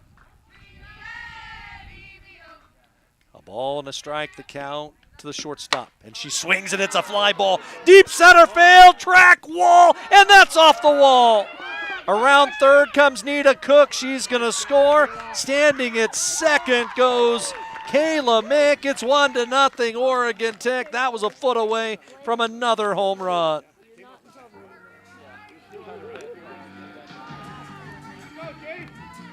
The catcher, J.C. Sievert. Oh my, was that ball hammered off the bat of Kayla Mick to dead center field. It was like she tomahawked it. Showing bunt Sievert, runner going towards third. They got Mick caught in a rundown. But nobody was back at second base, and Mick gets doubled off. Inning comes to a close, but Tech on the board with a run on 2 hits. We go to the 4th. Oregon Tech with the lead now at 1-0. From our humble beginnings, serving members from a small garage, to today, serving communities across Southern Oregon, Rogue Credit Union was founded on the idea that together, we're stronger. For over 60 years, Rogue has been living, giving, supporting local, committed to lending a hand. Where you're more than just an auto loan or checking account, you're an owner, just like our founders intended back in that small garage in 1956. Living local, it's a Rogue thing.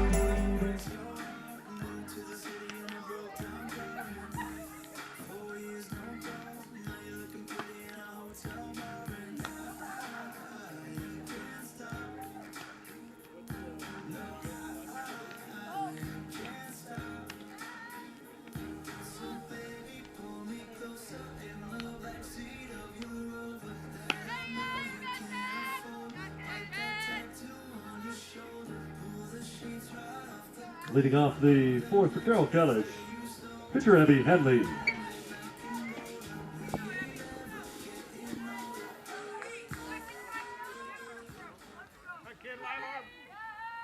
So Kenzie Staub will have a lead to work with as we go to the fourth. 1-0 Oregon Tech. As Abby Hanley trying to help her own cause. Fouls the first pitch off, strike one. Hanley, Slater, Liebert, 2, 3, and 4 in the order for the Fighting Saints from Helena, Montana. As the pitch slap foul. And good luck to the Carroll women's basketball team as they're in Sioux City, Iowa at the NAIA Women's National Championships. They're in the round of 16. Joined there by Cascade Conference mate Lewis Clark State. On the guys' side, College of Idaho has advanced to Kansas City, where the men's national tournament will take place. 0-2 to Hanley, and it's fouled off. Hanley, a strikeout victim, her first time up.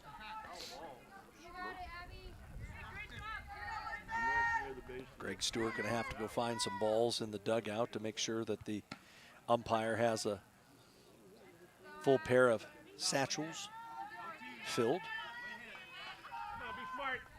Staub has the counter away at 0-2, working against the left-hand hitter.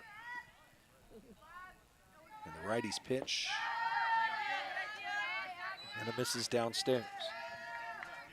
RBI double, the third double of the series for Kayla Mick, her 11th double of the year. Gets Tech on the board. As the pitch chopped towards short, can be a tough play.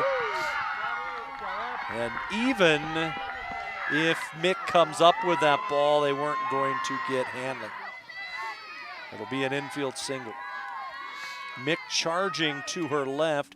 If Kashnik's able to get to that ball, it probably would be a chance to get the out. But when you're working against the slap hitter, no chance to get the out. And a leadoff single for Carroll. Slater can handle the bat fairly well. She shows bunt, drops it down, and foul.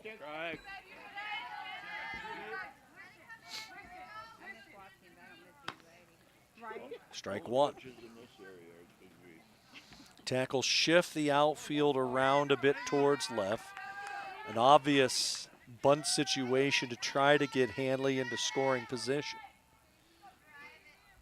0-1, showing it again. The pitch just off the corner.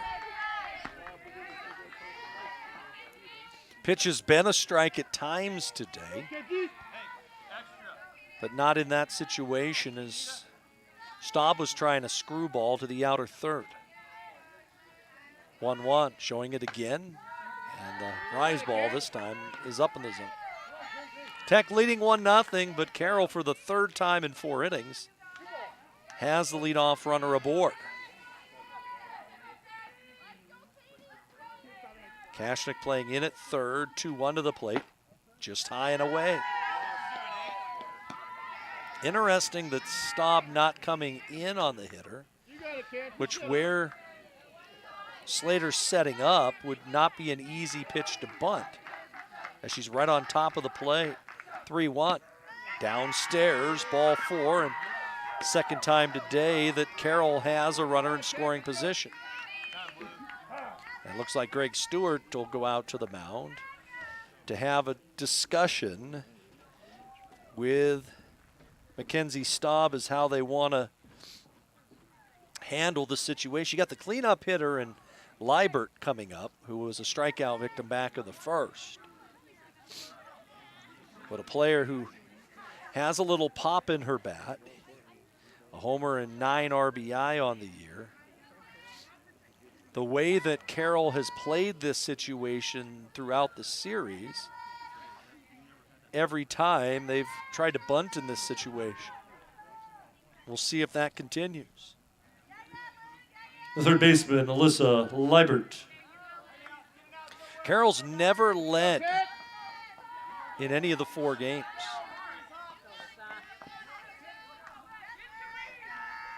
They've got first and second, nobody out. Staub to the plate, bunt attempt. It goes third base side and goes foul.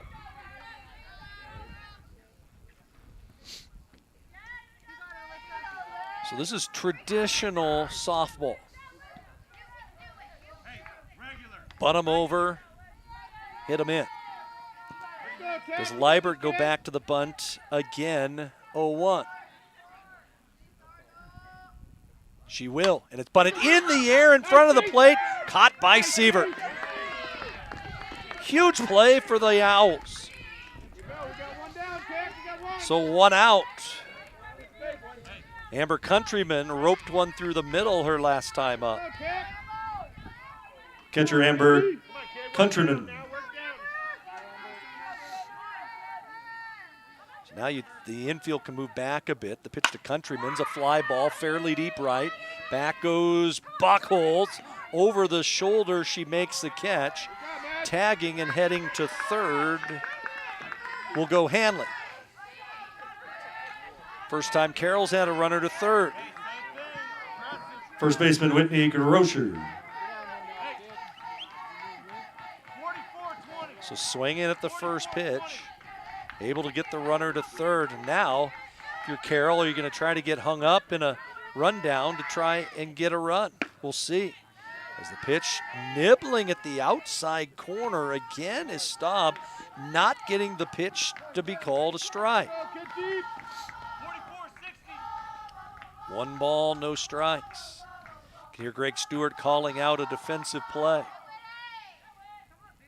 As the pitch, a fly ball, deep left centered, warning track, wall, and that's off the base of the wall. Tying run will score off the bat of DeRocher, standing at third. Will go Slater.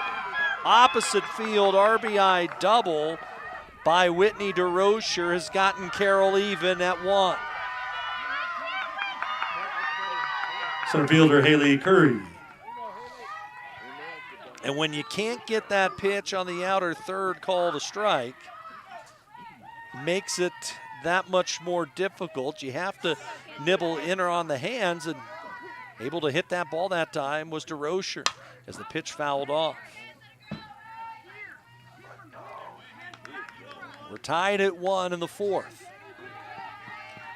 For Carroll, it's a situation, they got nothing to lose. They're playing, hey, we want to beat the number 5 ranked team in the nation. They're not going to just roll over and head back to Helena. 0-1. Just low. Staub frustrated. And you're watching, executing the pitch that Sievert's calling, and you watch Sievert not even moving the glove. 1-1. Not sure where that one missed, but it's 2-1.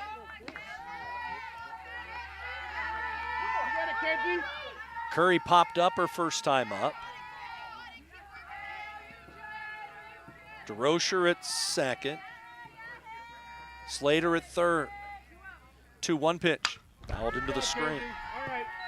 But despite the rally for Carroll, we're still tied.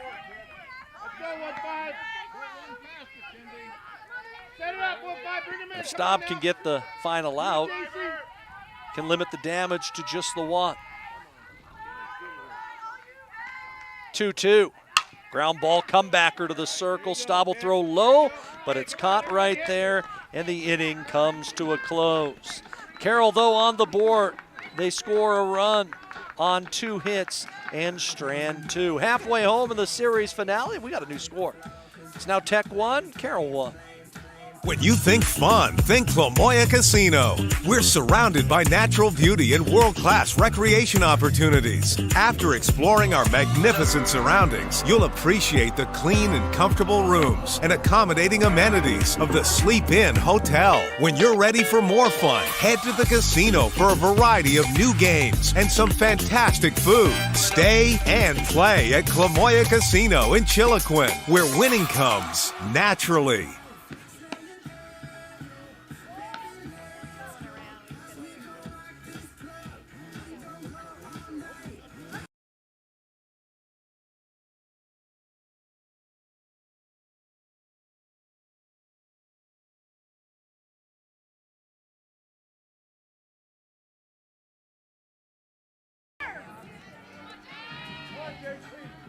Leading off the fourth for the Lady Owls, catcher J.C. Siebert.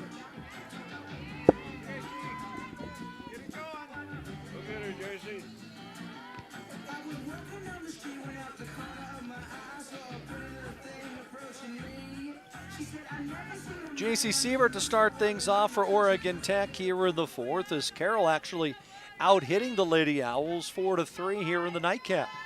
Well, I will say this, Tech has hit the ball extremely hard throughout this contest. As the pitch to Sievert down and in. Wow. Not sure where that pitch was. I don't think Greg Stewart liked it either. He took four steps towards home plate and went, But it's a called strike for Hanley. It's 0-1. And the pitch, line drive, left field, coming in quickly. It's down for a base hit. Sievert on her way to second. She'll be in there standing with a leadoff double. As trying to make the play coming in was Paul, and all she could do was to stick her glove out and try to knock that thing down. Right fielder Maggie Buckholz.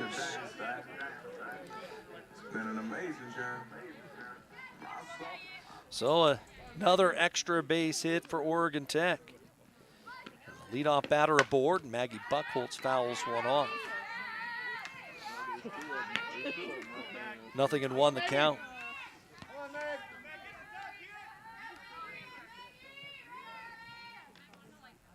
Buckholz hit a drive to the warning track and straightaway center field her first time up.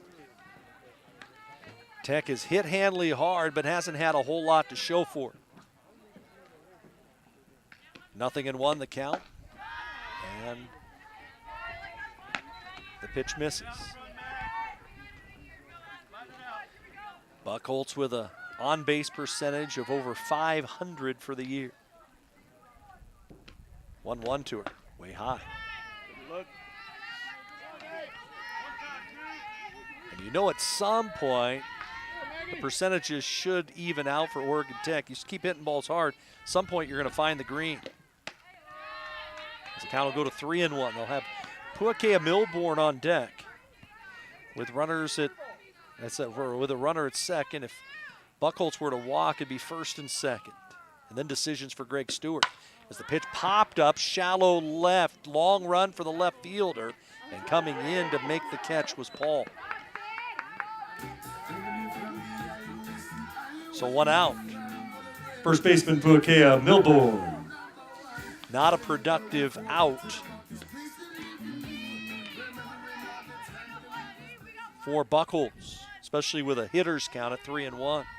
You're trying to hit a ball at least to the right side. Pitch to Milbourne, ground ball chopped to Greg Stewart, showing good hands, the skip. In his 19th year at Oregon Tech. 660 wins as the skipper. And the toss to Milbourne, down and in. And you would think that would be most all time in school history. Well, in softball it is, but when Dan Miles has roamed the halls for 45 years, that's difficult to say. As the pitch skied to left again. Paul towards the line, waits and makes the catch. 2 away. Pitcher Mackenzie Staub. So it'll be up to Kenzie Staub. I talk about Danny Miles, 45 years as men's basketball coach, 1,040 wins, but that's not all. As Staub ropes one foul off the left field side. Dan Miles was also co-head coach of the softball program for 10 years, had 300 wins there. Also coached the baseball team for 6 seasons and had nearly 100 wins there. 0-1, Staub takes a strike. Hanley ahead of the count, 0-2. The leadoff double by Sievert, and she's still standing out at second. Tech trying to get a 2-out hit to get them the lead back. 0-2, change up in the dirt. Nice job by Countryman, the catcher, to go down to her knees to not allow Sievert to advance 60 feet. The outfield playing a step in front of the warning track all the way around. Blooper could get a run in. As Staub hits a chopper towards second. Backhanded through the glove and into center field. That'll be an RBI single for Mackenzie Staub, and Oregon Tech has the lead at 2-1. Trying to go to the backhand side and unable to get there was the second baseman, Kerber. Center fielder Lexi Klum. The second baseman was shaded way towards the first base bag, had a long way to go, made a sliding play and couldn't get to it. Got the glove down, but couldn't make a play. So the RBI single by Mackenzie Staub gets Tech the lead. 0-1 to Klum. She had a triple and 2 RBI in the opener. And the touch to Lexi's fouled off. So a 2-out hit for the second straight inning. Last inning it was Mick with the RBI double with 2 outs. This time it's Staub with the RBI single. 0-2 to Klum is a changeup way outside.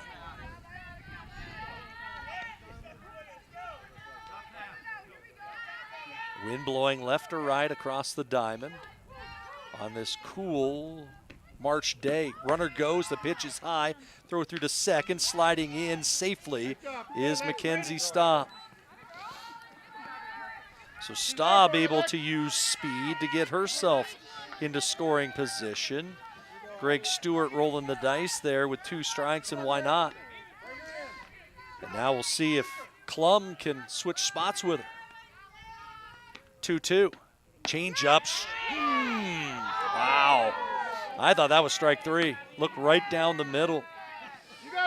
I was ready to ring up the Lady Owls center fielder, but Hanley didn't get the call.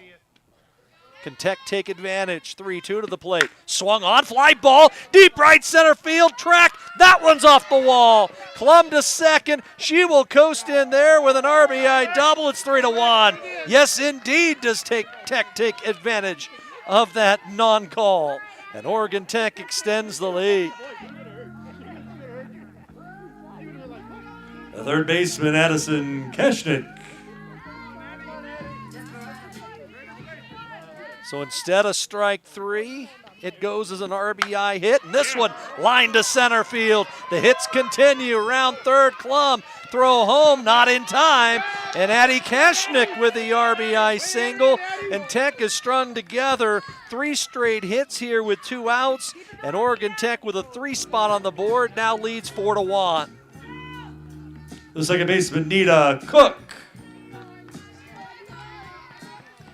Keshnick swinging at the first pitch, lines it right back through the boxes. Here's Cook, and she takes a healthy swing. Had a fastball and came up empty. So Keshnick with a RBI single. She's at first. The toss to Cook, and she fouls one away. Cook, her last time up, had a check swing single. She hit a little dribbler about 20 feet off the first base side. And it had a lot of spin on it by the time Hanley came in to make a play. Cook was already standing on the first base bag. Tech all of a sudden with 7 hits on the day.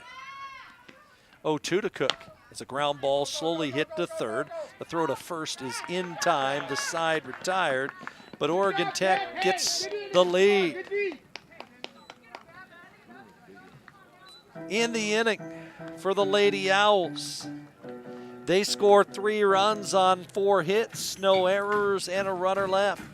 We're going to the 5th with a brand new score. It's now Tech 4, Carroll 1. There's a collision happening between science and innovation, environment and technology, thriving together in a place you might not have heard of. But the ones who discover us, they're the originators, working and learning in living labs that produce life-changing results and developing innovations that will change the next millennium. There's a collision happening. Be part of it. Be Oregon Tech.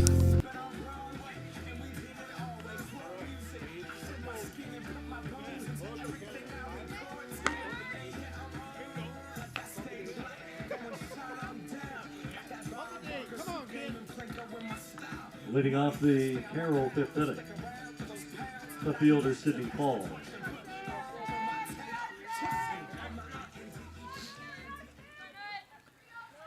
So Kenzie Staub now with a 3-run lead to work with. Sidney Paul start things off for Carroll.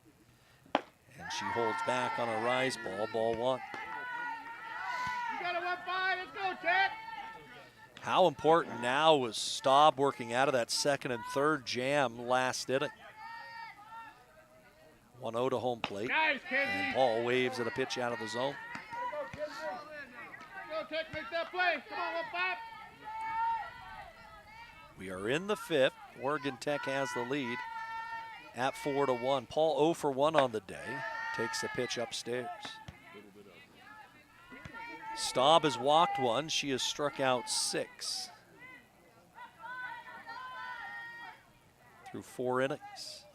2-1 pitch is a base hit. Staying back on the pitch was Sidney Paul. And again, the leadoff batter aboard for the Fighting Saints. 4 of the first 5 innings, they have had the leadoff batter aboard.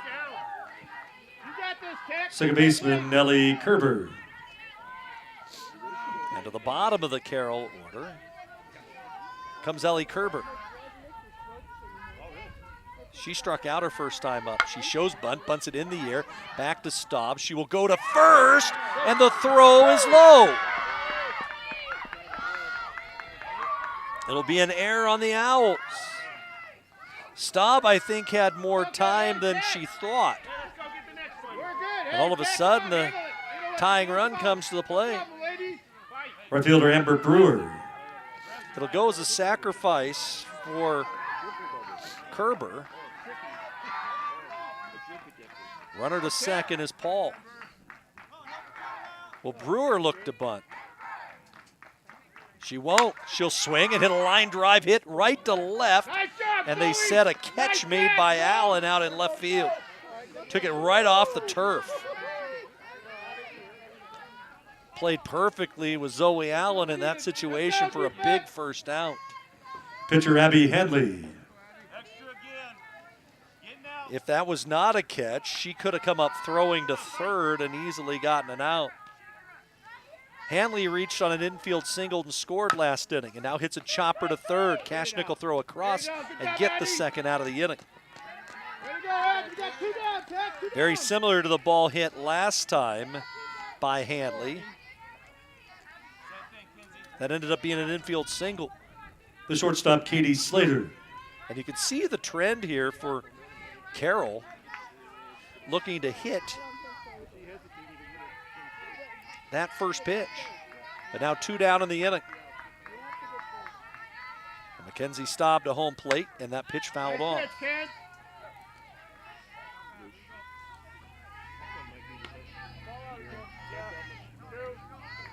Paul at third and Kerber at second. 4-1 our score. We're in the 5th. This game completely different than the first 3 games of this weekend series. Sievert rolling through a second set of signals. And now time called by Mackenzie Staub's catcher. And Sievert kind of got out of her crouch for a second. Slater did the same thing. 0-1. Inside and low, great block by Sievert.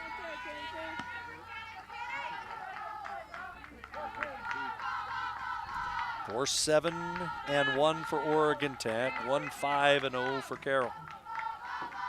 2 on with 2 outs. 1-1. Fastball fouled into the screen. Not Mackenzie Staub's first rodeo when it comes to situations like this. That big situation she worked out of in the national tournament a year ago against Jessup, leading the Lady Owls to the NEI World Series. 1-2. On the outside corner, got her! And the inning comes to a close. A big swing right there on a pitch on the outer third, and Staub out of trouble here in the inning. No runs. One hit, one error, two big ones left. We go last of 5 with Tech leading 4-1. At Klamath Falls Toyota, you'll experience our goal to completely satisfy every customer every day. Because our customers are like family to us. You'll also experience the teamwork of our professional and knowledgeable staff. They're authentic, caring, and the best in the industry. And when you choose from our great selection of new Toyotas or quality pre-owned cars, trucks, and SUVs, you'll experience a process that's efficient, easy, and transparent. Experience amazing at Klamath Falls Toyota, where experience is everything.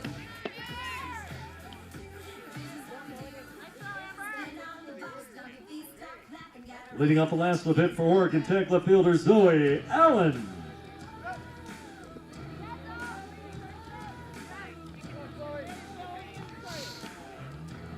And we'll be back with you on Friday afternoon, a 2 o'clock start. Warner Pacific comes here to the Basin to take on the Lady Owls. We hope that if you can't make it out here to Stillwell Stadium, that you'll join us on the Owl Sports Network.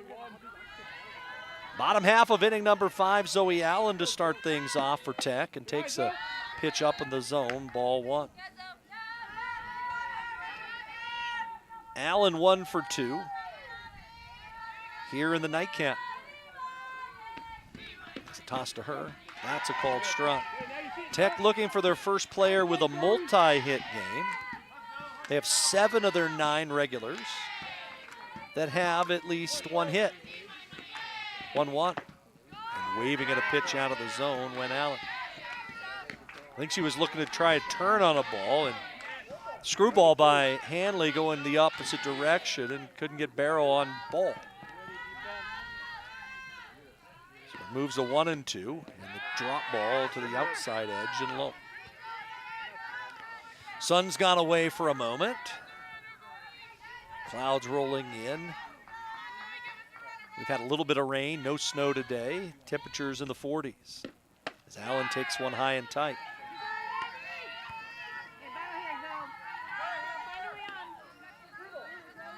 Abby Hanley today has not walked a batter, has not struck out a batter.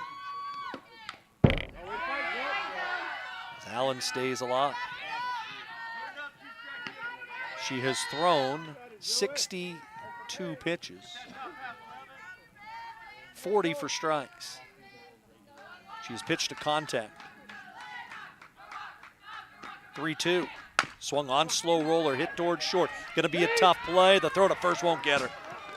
It'll be a single, and Allen will head to second on a throwing error.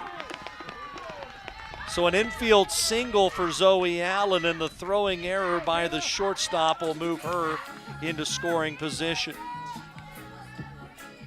The shortstop, Kayla Mick. She was definitely going to beat that one out, but the throw was off lock. So a runner in scoring possession for Tech, and the pitch fouled off. And what a weekend it's been for Kayla Mick. 3 doubles, 2 home runs.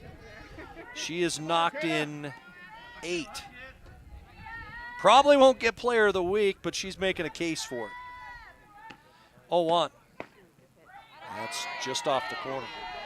She gets a big hit right here, and it would definitely put at least a thought into folks' mind, even though Riley Donovan at Southern has had such a great week, and her number's just outrageous. 1-1. Swung on, fly ball, deep center again. Near the warning track into left center field goes Curry to make the catch. Another well-struck ball off the bat of Kayla Mick. Catcher J.C. Sievert.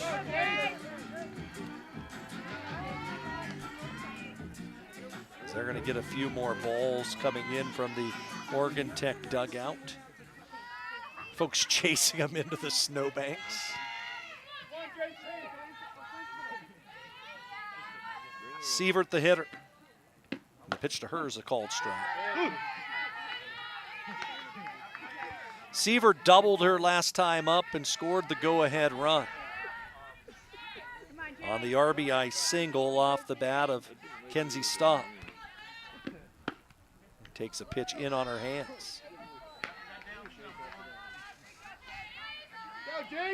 4-1 Tech with Zoe Allen standing at second with 1 out. And a 1-1 to the plate, swung on a fly ball deep to left field. Back goes Paul again, all just warning track power. Back in the day, those probably would be home runs when the fence was only 200 feet and short all the way around. Right fielder Maggie Buckholz.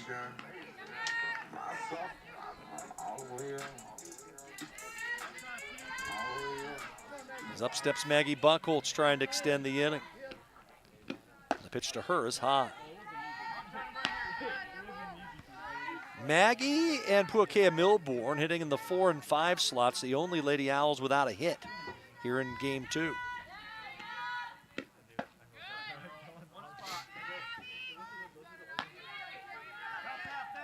Okay, Maggie hit 2 home runs off of Hanley yesterday. They do have first base open. They don't have to give her something good to hit. They gave her a fastball just above the belt, and she took it for a called strike. You got it, Maggie. Zoe Allen led off with an infield single, took second when the throw eluded the first baseman to Rocher. 2-1, swung on, ground ball, back up the middle, a base hit. And a big weekend for Maggie Buckholz continues. As Sievert scores, it's 5-1. The first baseman, Puakea Milbourne. So 5-1 the score. The run is unearned for now. As the pitch fouled away. Notice I said for now.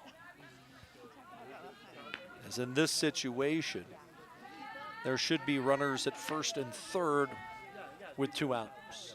So if Milbourne were to get a hit here, the run would end up being earned.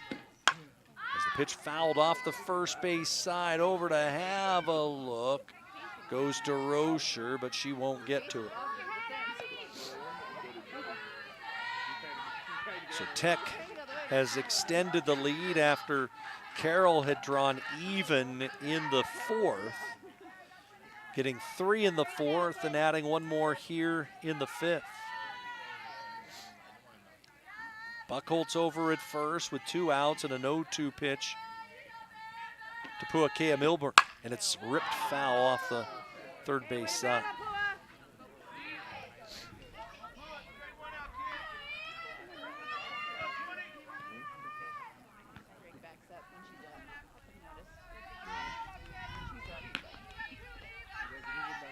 Pua from Kapolei, Hawaii. Great prep career there. She takes one in the dirt for a ball.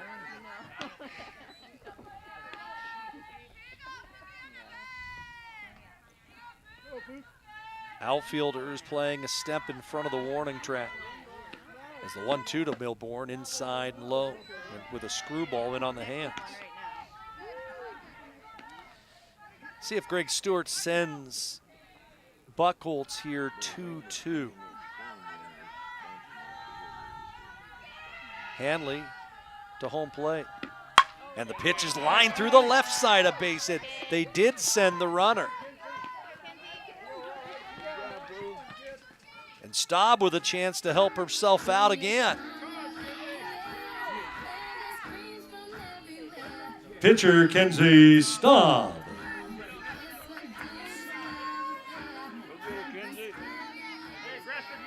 So everybody 1 through 9 in the order for Tech now with a hit.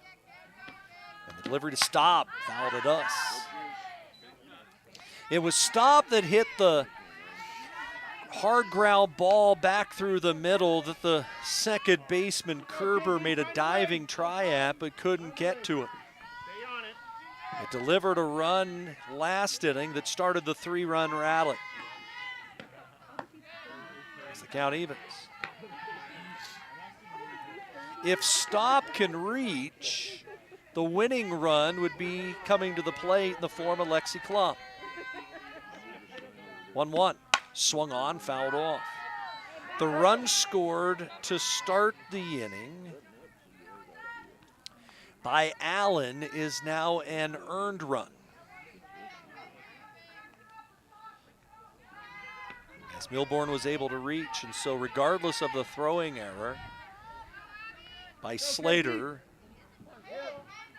Allen would have scored. 1 ball, 2 strike pitch to the plate is a ground ball slowly hit towards second. They'll flip to second. They get the lead runner there, and the inning comes to a close. But Oregon Tech able to get a little insurance. As for Tech, they score a run on 3 hits, an error, and strand 2. We'll head to the 6th, with Tech leading 5-1. Thanks to Les Schwab Tires, I'm a confident backseat driver, but Mom's a little stressed about spending. Remember, breathe in. Now watch your speed and breathe out. Good. Even though we're watching our wallets, Les Schwab is still watching out for our safety. So turn here. Help keep drivers and backseat drivers safe with Les Schwab Tires.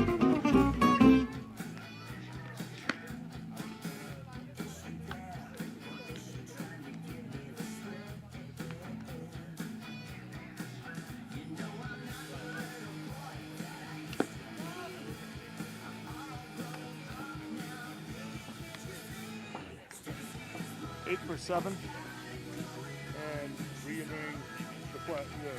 Re-entering play. Your pitcher, please, now pitching for the Lady Owls, number 8, right-hander Casey Schmidt. Leading off the 6th for Carroll, third baseman Alyssa Liebert.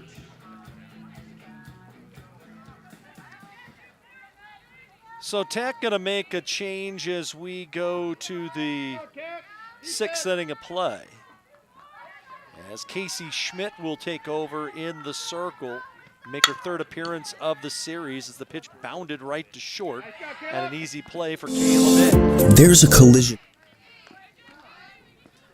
So 1 out here in the inning. So the day done pitching-wise for Kenzie Staub. She'll stay in as the designated player. Catcher Amber Countryman.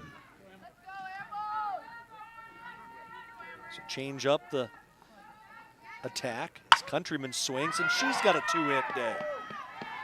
Again, swinging early and often in the count are the Fighting Saints. And Countryman a 2-hit day, and a base runner here with 1 out. First baseman Whitney DeRocher. You got this, Casey. Staub goes 5 innings. She's in line for the win. Allowed a run on 5 hits, struck out 7. Schmidt got the win in the opener today. It was just she only pitched 4 innings, so why not get her a little more work? DeRocher doubled home a run back in the 4th. 0-1 to the plate is high. 5 runs on 10 hits for Tech. A run on 6 hits for Carroll. Tech with double-digit hits in all 5 games of this series. Waved at a high rise ball. Did DeRocher.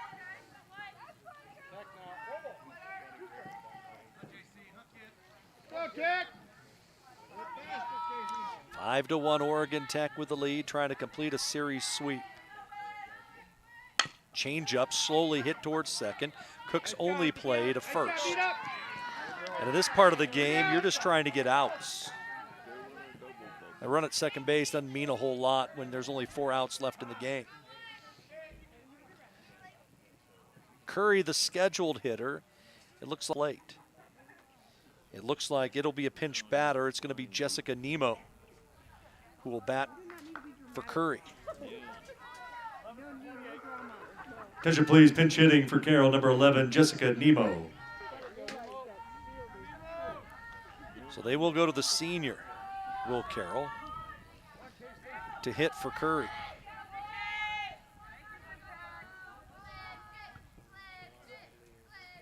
With a runner at second and 2 outs. Nemo had a hit in game 1 today off of Schmidt. The only hit in game 1 today off of Casey. The pitch misses away.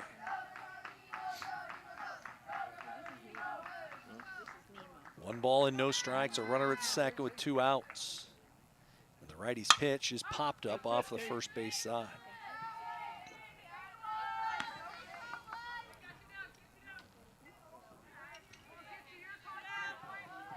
Casey, come on, Ted. Oregon Tech coming into the game with a record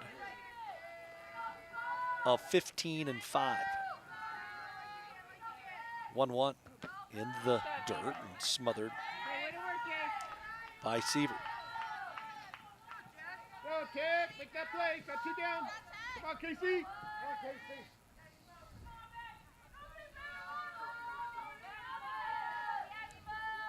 Outfield has come in a couple steps, playing straight away. 2-1. Wasted high and outside. Sidney Paul, a slapper, is on deck. With a 4-run lead and first base open. Wouldn't think Nemo is going to have much to hit. They went with a screwball, inner third for a called strike. Now that changes. See what Schmidt brings. She had 11 strikeouts yesterday in her win against Carroll. 3-2 to the plate. Swung on, base hit into the gap, into left center field. That'll pick up a run. And Nemo will stand at second with an RBI double. It's 5-2. Tried to sneak a fastball past her and got too much of the plate. The fielder, Sidney Paul. So Carroll answers with a run of their own here in the 6th. We got 2 out. As up steps Paul, who has been busy in the outfield today. This is an opportunity for Greg Stewart to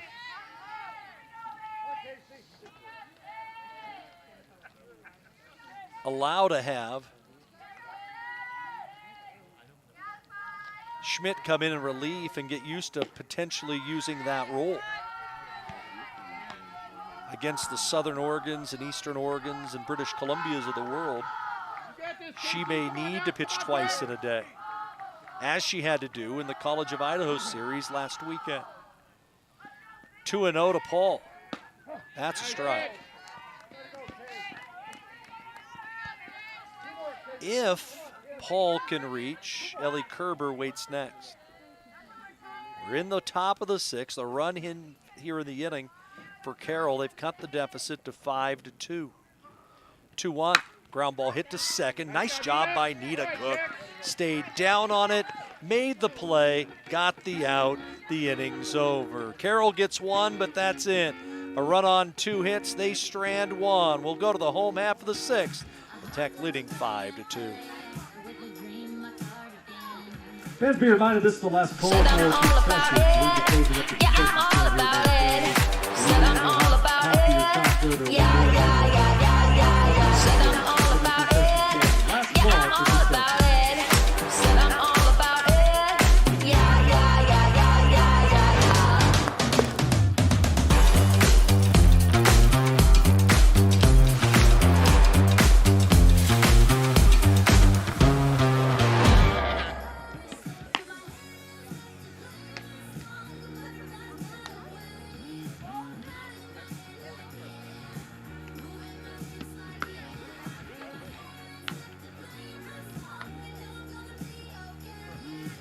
Leading off the 6th for Oregon Tech. Center fielder Lexi Klum.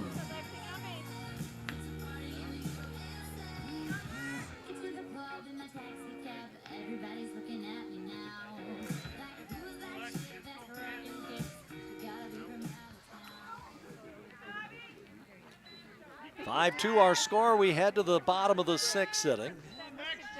Bottom third of the order for Oregon Tech due up. Klum, Kashnik, and Cook against Abby Handley.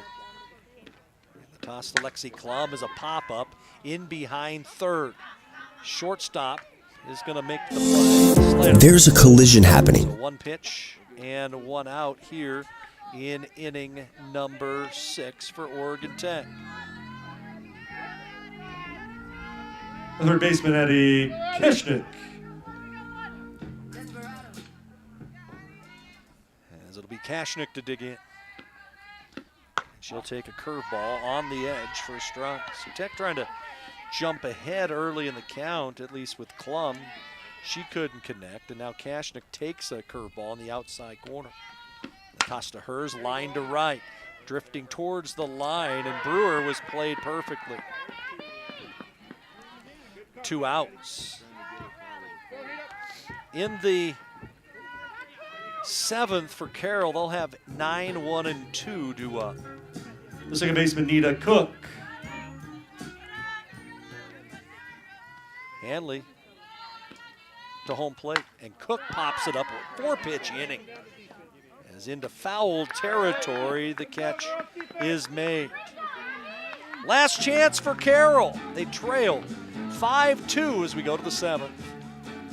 From our humble beginning serving members from a small garage to today, serving communities across Southern Oregon, Rogue Credit Union was founded on the idea that together we're stronger. For over 60 years, Rogue has been living, giving, supporting local, committed to lending a hand. Where you're more than just an auto loan or checking account, you're an owner, just like our founders intended back in that small garage in 1956. Living local, it's a Rogue thing.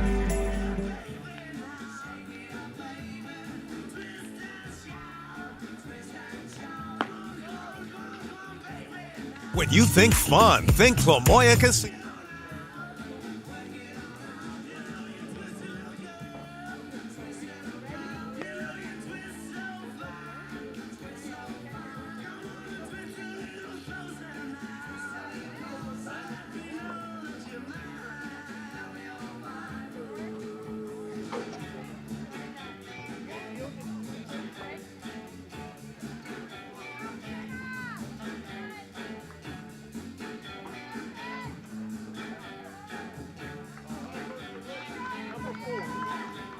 Number 4 for 29. Pitcher, please. Pitch hitting for Carroll. Number 4, Kenna Thomas. So Carroll going to go to their bench as we go to the top half of inning number 7. And it'll be Kenna Thomas, who's had a great series, to pinch hit for Kerber. And the pitch to Thomas, chopped over the hill, in behind the bag, and Mick charging in, unable to make that play. So the leadoff batter aboard. Was going to be a tough play nonetheless, but in my book, should have been made. So the leadoff batter aboard. Right fielder Amber Brewer. So for now, it'll go as an error on Kayla Mick. But we'll wait to see. Might change that. We'll find out. Delivery to Brewer is high.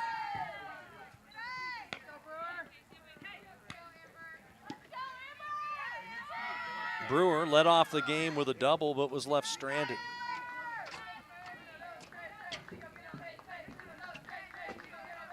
Schmidt to the plate, off the corner again. Right now, momentum in the third base dugout.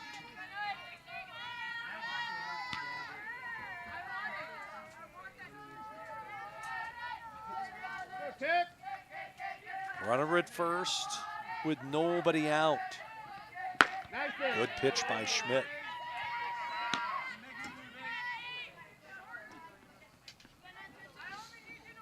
This has been the most competitive game of the series.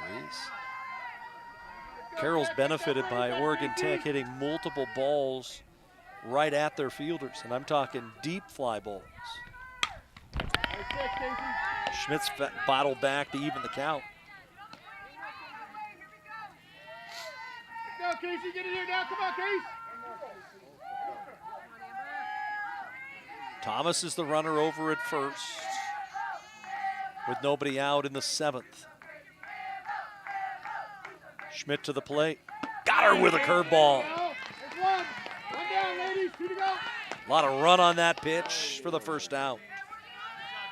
Pitcher Abby Henley. Huge first out of the inning.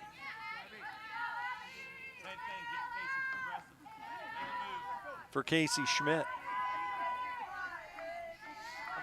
As it'll bring up Abby Hanley. Toss the plate, the swinging strike. Nothing in one.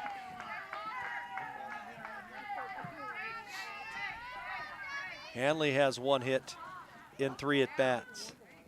Waves at that one. Schmidt doing a good job working the outer third against the left-hand hitter. Come on, Case. Tying run would be on deck. Schmidt to the plate with the 0-2. Went with a rise ball. You got it, Casey. And missed high. Come on, Casey. Come on, kiddo. Tech's outfield shading her way around towards left. 1-2. Outside low.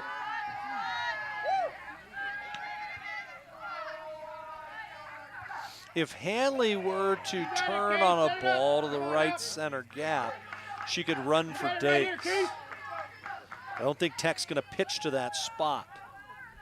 2-2. Fouled away.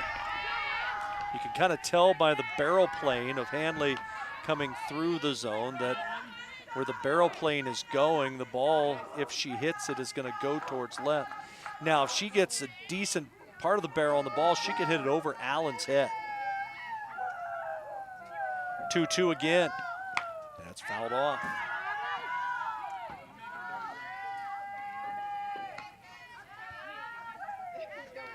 We saw a 12-pitch at bat yesterday with Thomas that she won and ended up hitting a double. Now it's Hanley. And another 2-2 from Casey Schmidt. Downstairs, ball 3.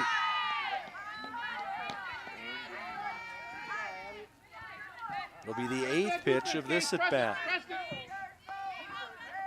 It will not be Slater to hit next. They've got a pinch batter on deck. 3-2, downstairs. 2 on for Carroll with 1 out. We'll see who will be the hitter. It looks like it's Haley Kampka who will bat for Slater.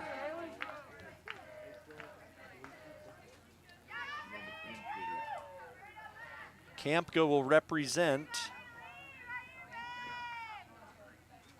the tying run at the plate.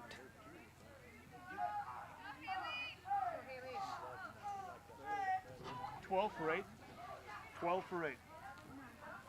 Attention please, pinch hitting for Carroll College.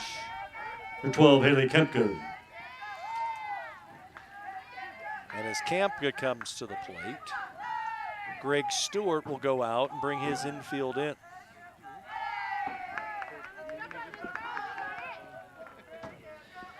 Again, for Oregon Tech this year, they have not fared particularly well in games decided by 2 runs or less. Tech 0-2 in games decided by 1 run. They are 3-3 in games decided by 2 runs. But in games decided by 3 runs or more, they're 12-0. As Kampka trying to deliver a big hit, and she takes a strike. They go screwball in that time and got the called strike. Kampka, the senior from Stevensville, Montana, has a home run. Runners at second and first with 1 down. The pitch to the plate is fouled away. Good movement on that pitch. Liebert waits next for Carroll.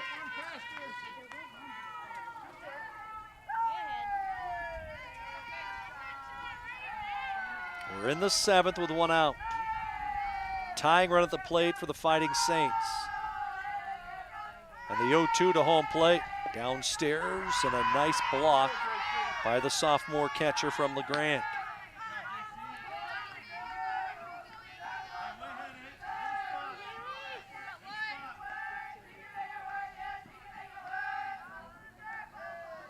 One ball and 2 strikes.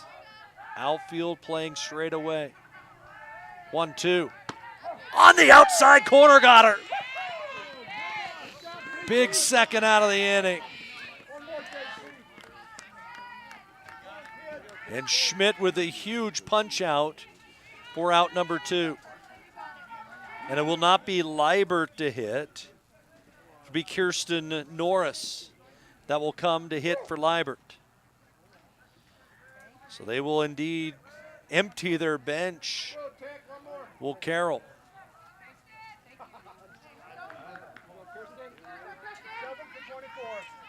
Attention please, pinch hitting for Carroll. Number 7, Kirsten Norris. So the last hope is Norris.